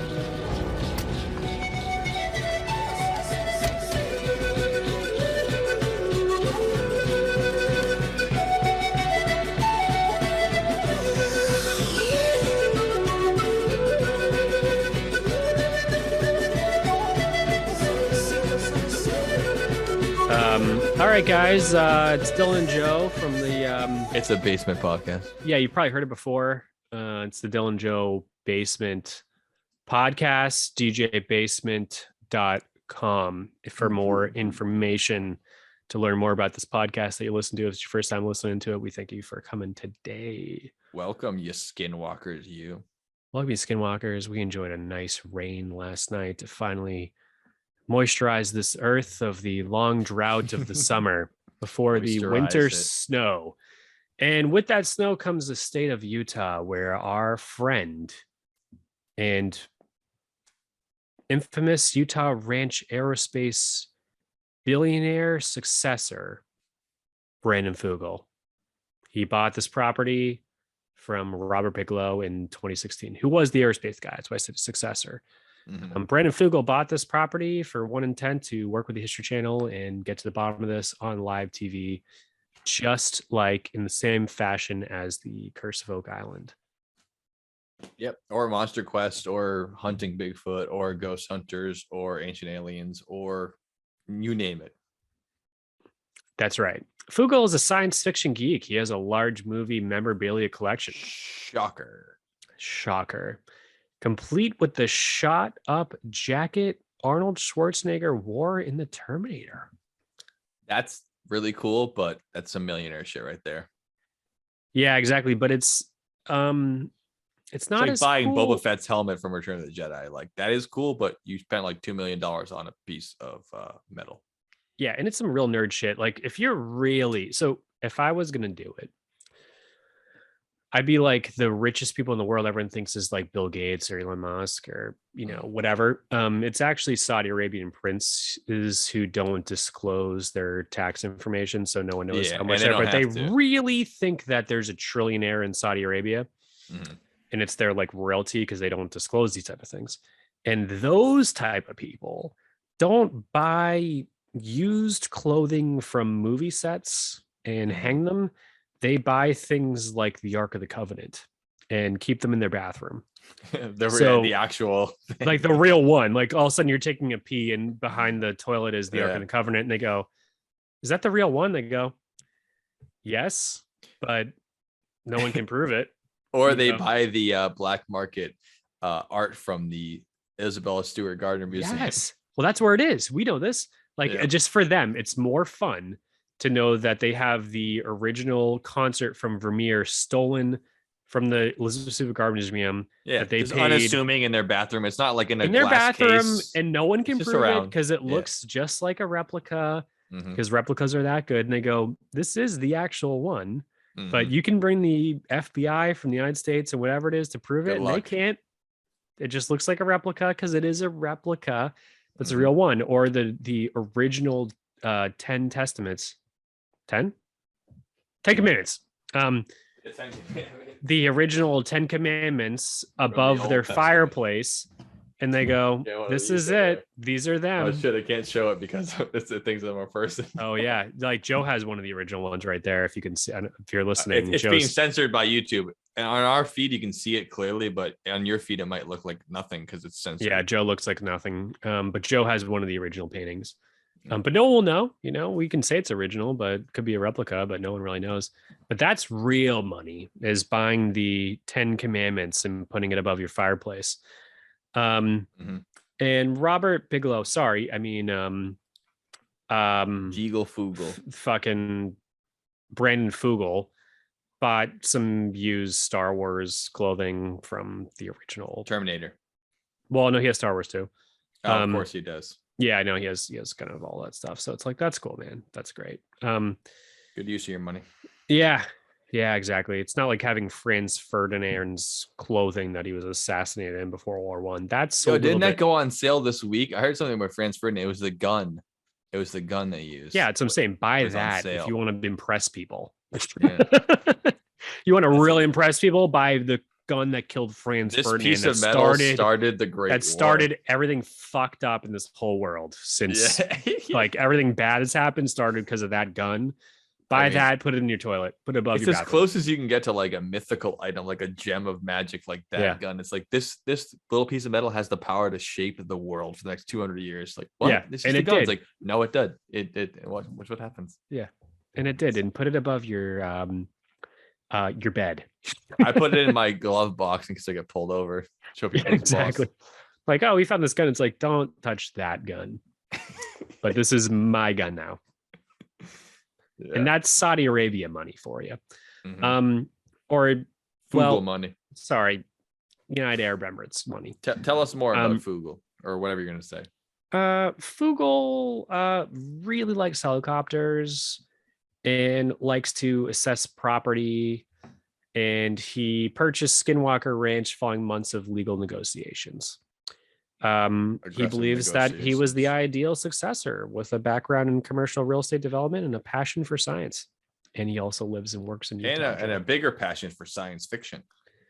Exactly. Hence all of his shit in his house. And he really thought this was a good escape for him from his daily work. And if you've seen the show, he's a very typical like white collar, rich guy, Donald White Trump, apprentice level, like shit, He's a go-getter.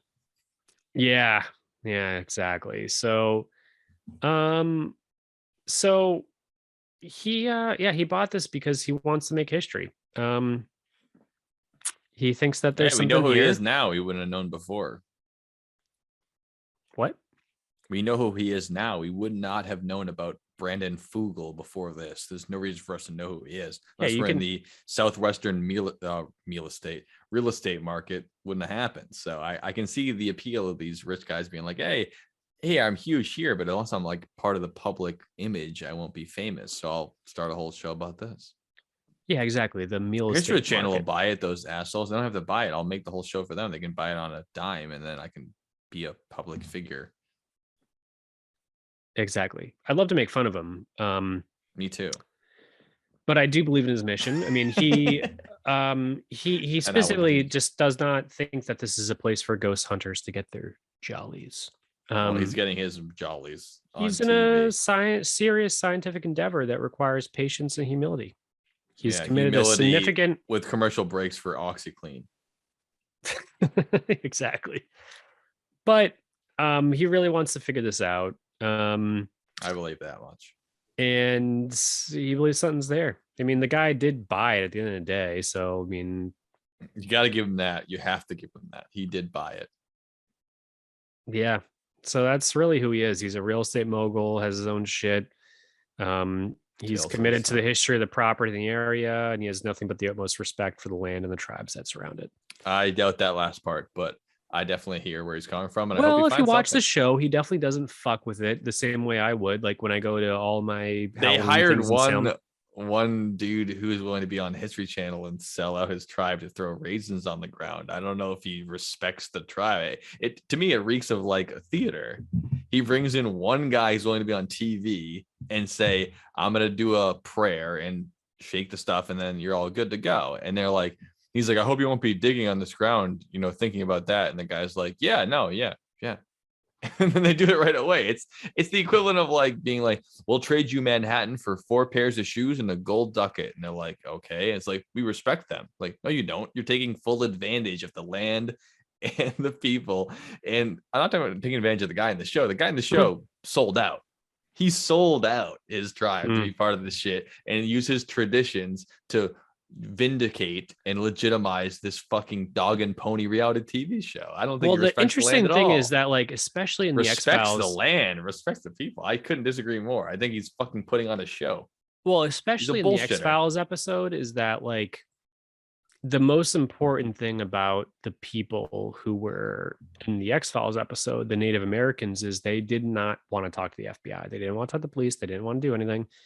They wanted nothing to do with any of this stuff because they didn't. The whole question is like, why is Fox Mulder there? Why is Dana Scully there? Mhm. They're like, oh, we're trying to figure out this. They're like, how are you helping us? Right. We know way more about this than you do, and we're not going to tell you anything about it. They didn't say that, but like, that's the thing is like in a position where like someone that gets murdered or whatever it is, and they're trying to come, you can usually have the FBI be like, hey, well, we're trying to figure out what happened to your husband because he was abducted by UFOs Right. in a random town in New Hampshire. This is a place where these people have a complete understanding of what's going on, and they Yeah. don't need or want the FBI. Of course. But then one of them did become part of a TV show about it. Well, right. So, but substantiating the that's, whole thing. but maybe that's. So is that part of, respect like- for if you can find one person to take $10,000 to show up on History Channel for 5 minutes? That's respecting the culture and the land. It just sounds like you found some guy who's willing to sell out for 10 minutes to just, make some money. And I'm not knocking him. If he wants to make some money, I get it. But it's like, I don't think that makes legitimacy to Brandon Fugerstein over there. Come on, man. I don't buy into his respectability as much as you do. I think you brought up a great point about not wanting to talk to people like that. And obviously a big part of the Skinwalker legend is that you should not mention it because you're bringing that curse upon your life. Like, just don't even talk about it, kind of thing. Yeah, and I wouldn't. I mean, anyone who's ever come across those type of things that can be malicious, you just usually avoid it. And it's a curiosity of selfishness, sort of, just because there's a lot at risk here. I mean, there's already been people on the property who've been hurt. He believes Mostly cows, but yes, people have been hurt. no, too. and some people. And the guy who got abducted, Well, a shockingly high number of people are in the area have considered, who he's considered people he trusts and are normal, have had UFO sightings on the property. Right. Don't broadcast that. And they've had some very credible and highly respected people that tell their stories. And they've had anomalies with, like I said, the skin guy and people who, have other feelings of sickness and unwellness, if that's a word. And Yeah, there's something to that, but what comes of my thing with Skinwalker Ranch is that what happens what's the benefit of fully exposing this? Like, what do we get out of that? What do you mean by exposing? So if we get to the bottom of the UFO thing and eventually they touch base with us and make contact and that type of thing, we can there's This is more to assuming this. that part of this is extraterrestrial and not spiritual. I'm actually kind of going a little off topic, but like, No, it's all right. I'll listen. I'm just saying is when you're going into like the paranormal, Skinwalker Ranch is fascinating. But if we discover the mystery behind that, there's not a lot to gain as far as human development and understanding of consciousness and these type of things. It just kind of confuses everything, and it's actually malicious. Oh, but if we discover the mystery behind it, it would be like that. I feel like that's what it is now. But if we discover the mystery, then it would be the opposite of that. I think what you described is what it is now, where there's nothing to be gained there. It's just confusing and muddled. But if you could really discover the truth behind it, wouldn't that be a fascinating insight into the nature of what's going on there? Like, well, that's a really good question. Of the world. I just think that yes, it would be, but I feel like compared to the rest of the paranormal, I feel like this is one that might just be left untouched because if we solve the other ones first, okay, they're a little less malicious. This one is a Native American. My idea of this is it's a Native American spirit that is cast upon people who do harm against tribes, so they basically project this. It's that Navajo curse coming into curse. Being. Yeah, exactly. So like, just leave it alone. Like it's going to be better for the world to know what's up with aliens, UFOs, whatever. It's going to help us get closer to God and to all these other things if we figure out what's all going on here. But this one is you're running in circles. I don't think anyone's ever going to know. And especially, we couldn't get him on film, so it doesn't exist. It's like, if it's a intelligent being, it's probably going to know when a electromagnetic frequency is going off on a camera, and we should probably avoid that.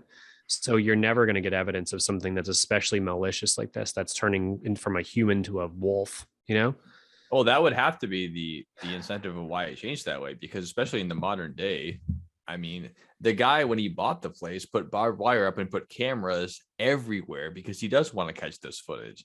And there's always going to be that backdoor excuse, which is like, hey, they know about this. They know not to get caught. But even the most genius criminals still get caught on camera sometimes. I can see if it's an extraterrestrial being that's intelligent enough, like that movie Nope or whatever, to understand, like, okay, this is your electromagnetic field, I can sense this or whatever. But if it's literally a curse on land and there's a skinwalker that is, whether they got their powers through spiritual bestowment or if they actually killed a family member to gain these witchy powers that they have, why the fuck would they be worried about a camera? Get the hell out of here. The skinwalkers are real and they're taking over, or if these glowing lights have some will to be not captured on footage. It all seems just too convenient for me that the more cameras you add, the less things get involved.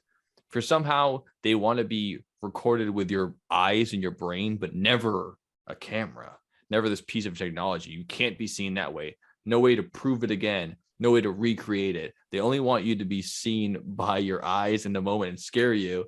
And then any actual evidence cannot be null and void. It's it. It always seems way too convenient for me. But if it is true, that's the same as it not being true. You can't tell the difference. It's strange that way. So I disagree for a couple of reasons. And one, strongly from using the Ouija board a lot as a kid. That thing does not move. It will not move if you have lights on, if like in the house, if you definitely have your phones on camera, any sort of interference like that at all, besides candles and the original So the more you can verify how much is moving, the less it moves, and the less you can see. No, it, not the verifying, more but it like, moves. dude, literally, like you just in the house at all, you have things on, like literally just turn the circuit breakers off. It'll work better. It has nothing to do with recording the actual movements itself. You can have a camera facing a different direction, and it just you just don't feel that energy. So the Native American tribes, I don't know the exact word for it, but they would call anyone who would come into their tribes like present day as like hollow-eyed, like, oh, you're dull-eyed people talking to us people who can, like they would see Westerners who listen to top 20 and wear the trendy clothes and do whatever it is as people who are just incredibly out of touch with not reality. There's nothing to do with reality at all, because reality is subjective. The spirit world. Out of touch with the spirit world, that good energy, that flow, that like spiritual realm that we all can tap into, that we tend to go in and out of. Like some people call it God, some people call it religion, some people call it the earth, the nature, the this, that, whatever, love. There's so many names for the same thing. Confirmation bias. Well, the same thing, but like, but Native Americans they would especially see you walking in from, say you're walking from Chicago to, an actual tribe that is like legit, and they're going to look at you as like you're completely disconnected. And that'd be the best word. And I know that's the perfect word for it, is that disconnected from nature and actual reality of the physical realm, not of the, you understand computers or you understand technology or whatever it is. Reality beyond what we can measure or understand. Yeah, exactly. So because reality is measurable and understandable by us, but you're talking about a reality that's beyond what can be measured or understood, which is I don't know if you can measure reality, honestly. I mean, as well as I do, but like, we try. It's a hard measurement. But most of what we understand about the world is measured in reality. Everything from us breathing to, we always talk about driving cars, planning things, clock. Like this is all measured and we'll understand it as reality. And anything outside that is immeasurable and not understandable. So you could put it under that category, but that's the same as I could put anything under that category. If I put 100 years between people talking about it or whatever I truly feel, like I saw a magical pink goat under my bed last night, you can't tell me that's wrong. It's not from this reality. There'd be no reason for a magical pink goat to be under my bed, because that's not part of our reality. It's from another reality. It's from outside of us. It's an extra paranormal experience. It's just not provable. It just is what it is. And if you would understand that, you turn on the lights off, you'd understand the pink goat under my bed. I'm not saying that pink goats exist under my bed or that even the phylum of goat could exist under my bed. What I'm saying is that I experienced something outside of the world, and you can't tell me it's not true, because I understand it. My grandmother saw it, my great grandmother saw it, and we see pink goats under our bed, and that's just the way it is. And you can't prove it, because as soon as you try to prove it, it hides. So you're wrong. That's a good point. This is what I hear when I hear this kind of shit. I hear you on that, but like, it's unprovable. So it might as well be anything. It might as well be literally anything. It doesn't matter. It could be anything. Sure. What you want. I hear you, but this came back. So it all comes full circle, because the Ouija board conversation, which is why I brought this up, is that like, when you do a Ouija board and the fucking lights are on or there's electricity flowing or whatever it is, it just doesn't work as well. And the Native Americans see people and they're Western world people, or they're not, and makes a difference. So I can see, it makes sense to me personally after a Ouija board experience, why if you're trying to record a cattle farm and there's a video camera on it, that nothing happens. It's the same thing as the Ouija board, in my opinion. Yours is different. The Native Americans is the same as mine. And it is, like, that's just how it goes. So the ultimate, no one's asking you this question or me, but the ultimate protection of your farm is put a camera on it. Nothing will show up. Nothing can happen as long as you have actual your cows verifiable will be evidence. Just fine. Yeah. Just put GoPros on all your cows and nothing will ever fucking happen to them. Besides, a wolf will attack them and it'll tear their limbs off. And you'll be like, oh, that's what happened. Yeah. Well, if Skinwalker Ranch is still $200,000 like it was, I mean, that's a monthly. There's no right way now, it's interest rates are not good. It's too famous. Yeah, it is. It's probably worth $1 million now just from being more famous. Yeah, but it's $1 million still cheap for that. Oh yeah, it is cheap. But I'm just saying is that, we could be like, all right, we'll go there. We're gonna buy 100 cows, and we're gonna put GoPros on all of them, like you said, and we'll get to the bottom of this shit real quick. I don't Because think we'll get to the bottom of it. I think it'll be like what you said. All your cows will be protected. It's like a holy bell on their necks, the GoPro of truth. If it records what actually happens, you should never be touched by any entity outside this world. As long as you can prove it, it will never happen. It's perfect. It's like it's like turning off the cameras and the lights when the Ouija board is on. The very fact that you can recreate it and prove it means it won't happen. It's perfect. yeah, You should put cameras on your whole farm and nothing will ever happen again. If you're afraid of UFOs, put a dashboard cam on your car. It's perfect. If you think you're going to get attacked by the Yeti in the Nepalese mountains, just wear a body cam, dude. There's no way it'll show up if it's a body cam because it just has not been recorded and it will not be. So if it's all part of the same realm as the Navy UFOs, invest in infrared. All FLIR is, it means forward-looking infrared radar. So didn't they use infrared cameras at Skinwalker Ranch once they took it over? I'm sure I think the did. government organization did, it's easy. They're expensive though. I was well, not expensive, but like I was looking for one for my $22 million phone. will buy you a lot of cameras though. Oh yeah, it's for sure. Yeah, but yeah, I mean, we'll figure it out. But you ready? That's the story of Skinwalker Ranch, as far as I know. Yeah, it's pretty much it. There's been a lot of documented personal injuries. There's been a lot of UFO sightings. There's been portals. There's been dogs that have been eaten with the grass around them burned in perfect circles. Yeah. This isn't just a couple of people in the woods of New Hampshire saying they saw something. This is a multi-million-dollar investment in a strange location that included backing by the Department of Defense. I mean, this is not just another DOD, UFO sighting kind of thing. And that's why I wanted to bring up to you, I think we should decide right now the most likely explanation of what this is. Because I can say I can't help you with that. I can say I know where I'm it's going. nothing, but I can't say it's nothing because it is something. And you can say it's everything, but it can't be everything. It can't be both UFOs and spirits, and you got to pick one. So I would think we should knock down these explanations and say which one we are most likely to believe, and we can say why as our final thoughts, because we already said our final thoughts basically. Are you cool with that? Yep.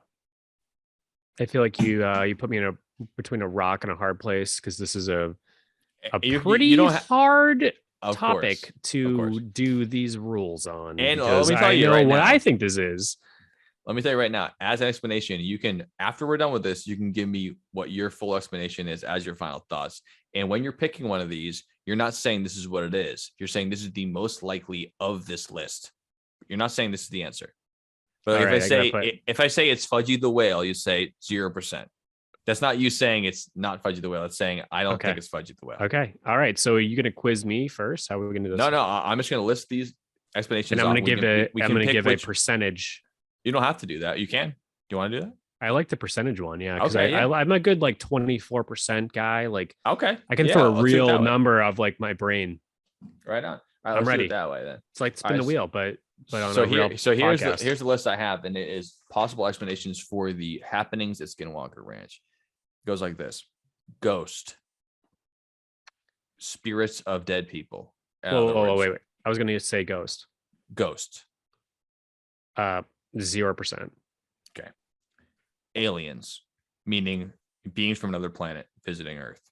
87%. Okay. Hoax, made up, either for money or for people pranking before the family sold the ranch. 3%. Okay, that's the other 3% you're missing to the 90. Gotcha. Skinwalkers, Navajo legend of the people who walk on all fours and can take the embodiment of animals. 98.9%. Okay, so that's basically what it is. Gotcha. I don't know how it can be UFOs and Skinwalkers. No. I'm not contributing. It's 100% just percentage. Isn't the whole. It's just that right. It's just if I were to segregate all of these into how likely they are. Yeah, that's a good point. That's where I'm at. I'm not trying to say. I'm not trying to add up to what it is. Yeah, you're just saying how likely it is. That's right. Yeah. Cursed land. This is not a specific beast or entity. It's just the land is cursed, and it's kind of like poltergeist, where like things just happen because you're there and you shouldn't be there, kind of thing. I'm not sure I Cursed can answer land. that because there has to be a why, and it would be skinwalkers. Well, and the Native the Americans. cursed land is that like the Native Americans said this land is All right. cursed. 99.1%. Okay, so even a little bit less than Skinwalkers, but not much. No, more than Skinwalkers. Skinwalkers is 98.9. This is 91 point. A little bit less. Yeah.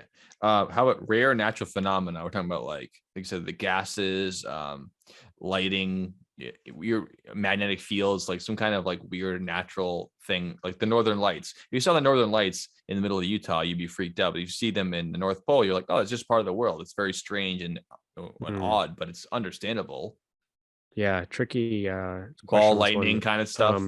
Yeah, 0.1%. Wow, almost no chance of that. The U.S. military, they did get fully involved, and you could say chicken or egg. They got involved after it was famous, or did they get involved after it was famous because they wanted to shut it down? Because ever since Bigelow sold the place, they found no concrete evidence and very little stories since then. And the most recent evidence we have is a new History Channel show. In fact, ever since the U.S. government got involved, there's been less and less evidence of anything odd happening there whatsoever in the past 20 years. So is there a possibility the U.S. government is trying to kind of quiet this thing down because they had a full involvement in the first place? So based on the fact that Dwight Eisenhower signed a treaty with the aliens to abduct a certain amount of American citizens per year, hence 100% of alien abductions from they're sanctioned by the U.S. government 1947 through 1990 was because it was sanctioned by the U.S. government as a treaty to not fucking kill us all. I would say that, especially, but so that's what I know is that in Project Blue Book they covered this. Is that given that I know that the U.S. government did account for a lot of UFO sightings and all of the abductions of every single human, not necessarily cow mutilations, but all of the abductions for human testing. This was a pact. We were given a grant to abduct so many people per year from these locations in national forests. I know this. This is what happened. Skinwalker Ranch, I think, is, as far as everything there being part of that, yes, I think that there's a 14.7% chance that was going on there. And finally, the possibility of interdimensional either anomalies or beings. Maybe they're not from outer space. Maybe they're not from the U.S. government. Maybe they're just from another dimension, another dimension. And we just don't understand what's going on there. It's like if you saw a color outside of time or colors out of space, like that H.P. Lovecraft short story, like would you even understand what you were seeing if you saw it? Like these lights, these mutilations, they might just be us in the fish tank watching the flakes fall down, thinking that food falls from the sky, not realizing you're in an apartment complex in Brooklyn. I mean, are we just seeing these anomalies that are outside of our dimensions that we just can't understand? And this is our human way of interpreting them. What's the percentage on that one? So many reports of portals and that portals, type of thing. Yeah, very, very much. Yeah, exactly. So I would say this is a 93.69. Wow. I mean, I know you're not trying to fill 100, but the fact that three of them are 93, it just seems like no. 89, 91, 93, and this you one's had one that was 99.1%. No, I didn't. No. Wasn't I don't know if you're taking notes. Wasn't Skinwalker's 90 or it was no? That was 89.7. Okay. All right. Well, yeah. Yep. There you go. This is a 93.69. That's the highest I got so far. And that's the number of episodes we've done. That's why I did it. 93.69. So it's basically 94%, but it's not. So 93.69% interdimensional beings, which is why they're here, which would directly relate to the fact that they're skinwalkers, because skinwalkers are interdimensional beings. They come from portals. Really? It's very, I didn't know that part about it. Yeah, a big part of them is interdimensional. They show up out of nowhere. Wild stuff. Well, that's all I have for our little breakdown. Well, Joe, what's your? Well, I need to know what your percentages are. You can't fucking just let me do this whole damn thing. Oh, I thought that. Oh, I didn't. Please just give us just bang through this list, dude. Where you at? Okay. Well, everyone wants to know. I keep getting asked. So sure. Yeah, we have ghosts 0% on that. Good call. Yep. You know what? 1%. 0.69. 0.69. Yeah, I shouldn't say 0 because that's Don't ever do a 1. It's gonna be a 0.69. yeah. There could That's be a gonna ghost there. appropriate. So I'll 0.69 on that one. Aliens, I'll give 15%. Okay. Solid, Because respectable. if they actually. were out there, I mean, that could be, we don't understand it. It's a respectable number, 15%. Hoax, including not just before they bought the place, but after all these people were writing books, making History Channel TV shows, I'm going to give hoax at a 50%. Wow. Because 50% of it could be they really believe it and they don't know that that's wrong. So I feel like you're not giving enough information. Are you leaning towards 49 or 51? I would say 49. No, I would say 50.69% on hoax. Wow, damn, closer to 51. Yeah, as a hoax, either willing or unwilling. Okay. Skinwalkers, I will give 1.69% of actual Native American humans who killed their parents and became witches and became shapeshifting animals. Close to 2%. Yep. Cursed land, I will give a 2.69% because all these extra things that could happen. I don't know how curses work. It could be anything. Could Sure. be Yeah. weird lights, weird fog. I mean, people are getting skin rashes. It's obviously not a great real estate. I mean, Bigelow bought it. Vogel bought it. They're not getting a lot of money out of it initially. They're sinking a lot of money into this stuff. They're trying to be famous. Rare natural phenomena, I will give a 50.69%, same as hoax. Damn. It's tied for hoax. That's crazy. Very unlikely. But it's just as likely as it being a bullshit in my mind, because a lot of things that happen as rare natural phenomena, just like we said about people eating ergot in the old colonial times, or the Northern Lights. If I saw the Northern Lights and I was in the year 10,000 BC, I'd be like, this is aliens. This is God. I don't know what the hell this is. But now we know it's magnetic refraction of particles from the sun. Next thing, U.S. military. Hey, now I would give it higher than this if they would be more involved in it. The fact that they got involved seriously in it, much like last week, I can't tell why they would be involved in that. I think they actually do just throw money into things, hoping that they're going to get alien technology and become the top dogs. Even if they don't believe it, they believe it could happen, much the same way that Senator Reid wanted to volunteer this as part of his political career to get involved. So I'm going to give that it's happening because 60% for me. 69% actually. Okay. All right. Wow. That's a big jump. 60 to 69. Yep. 9%. Yep.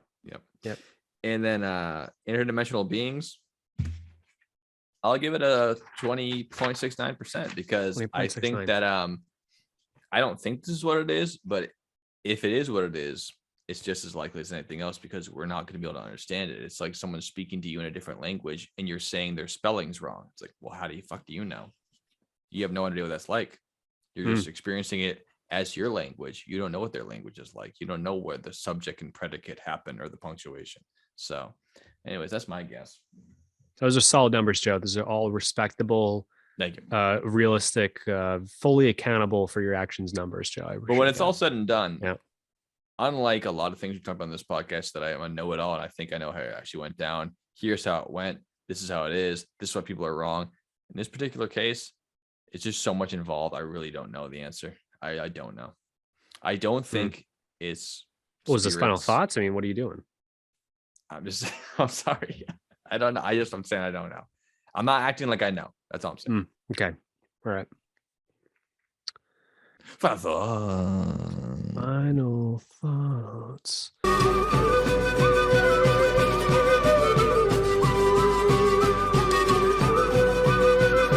So I'm Dylan. If you just started listening right now, and it's like people tune into the radio 2 hours into the podcast. Oop, you never know. You know, if you're on the live show.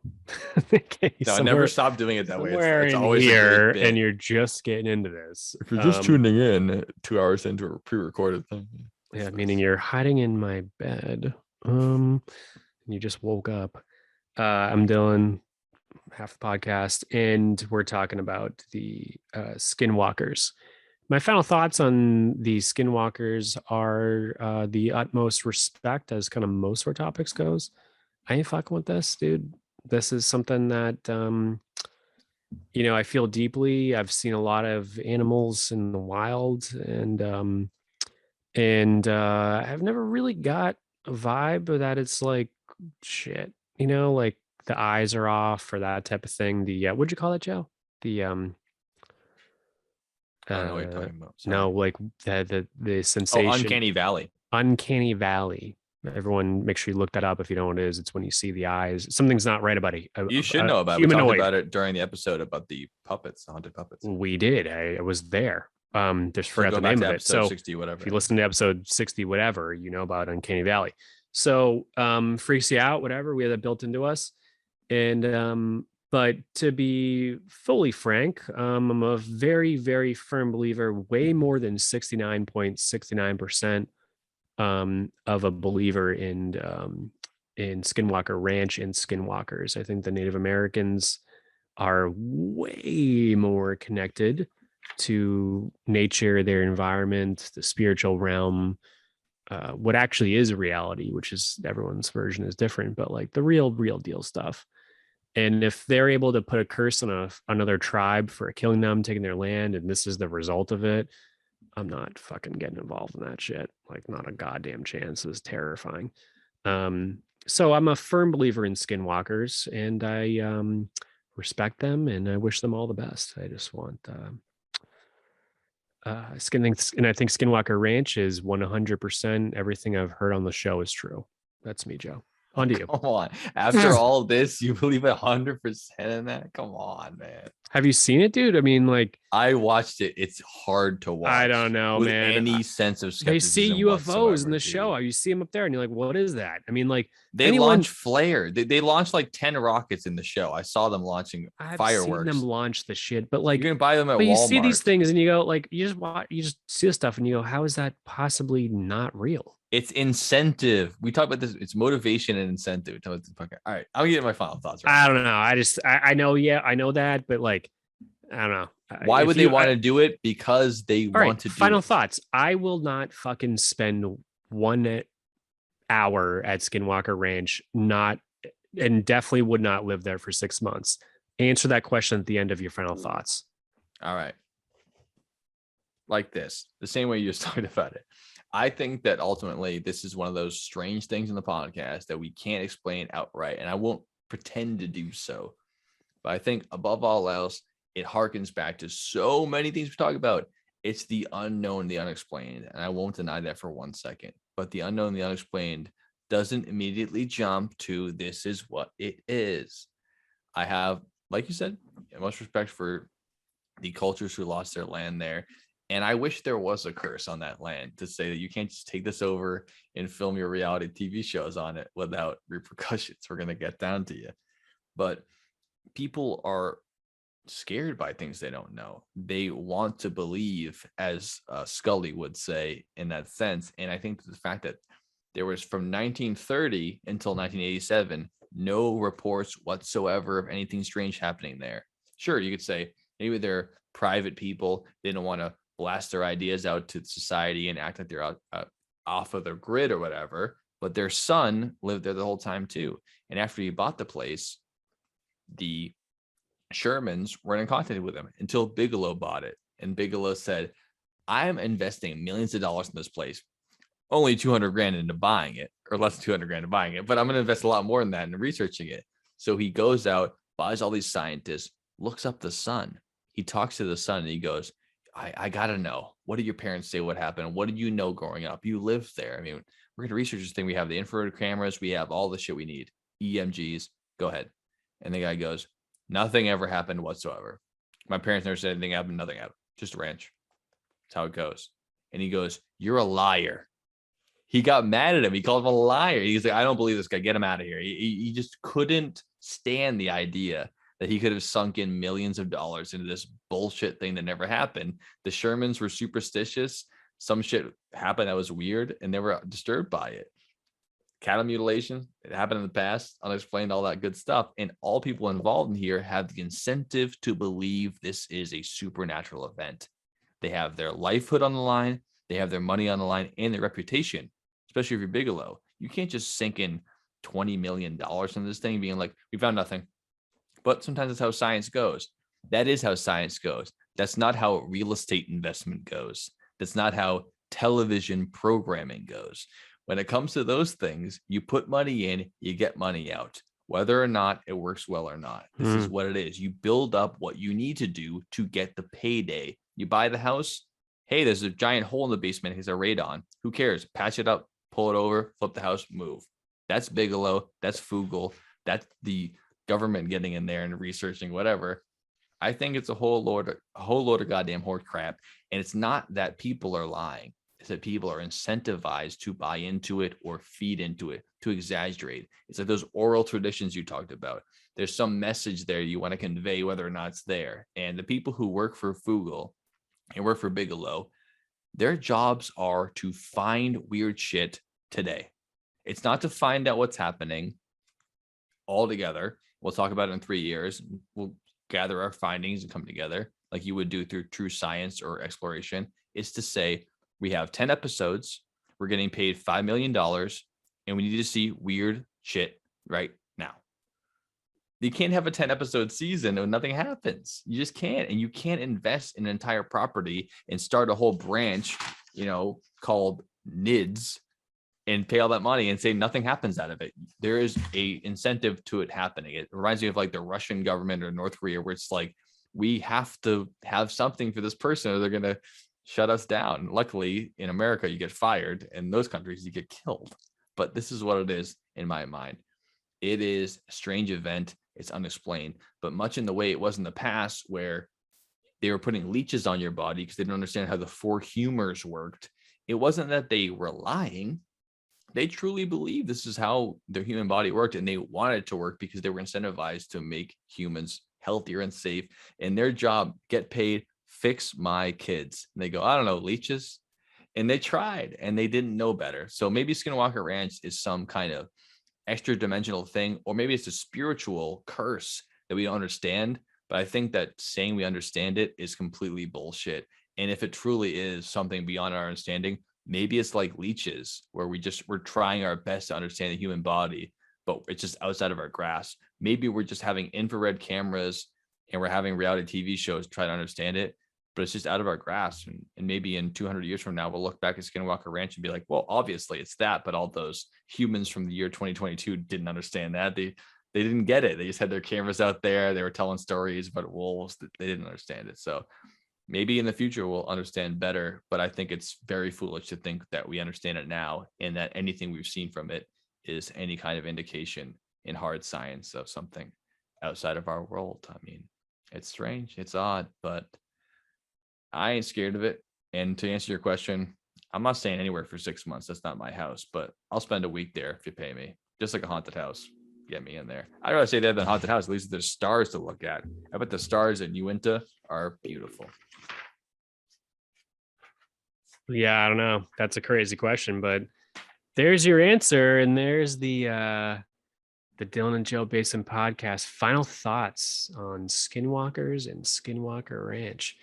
I'm so happy we finally get into it. Like we said before the podcast started, it's been a long-standing notion in our heads. We had to do a podcast about this, and it includes so many things in the podcast, from cryptids to cattle mutilation to UFOs, UAPs, and even ghosts. I mean, it really brings it all together. It's all in there. And you guys better buckle up, because we got a real unexpected, and we'll give you guys $100 if you can actually figure out what our next podcast is about. Episode 70. It's another episode. It's another episode with our hottest resident. Hottest resident, Dom. We'll see you next week. And this podcast is going to blow all of y'all's socks off. It's going to be good. So we'll see you guys then. We hope you enjoy Skinwalker Ranch, and stay posted. We'll, as always, we'll keep you on the post for further developments. And who knows? Still there.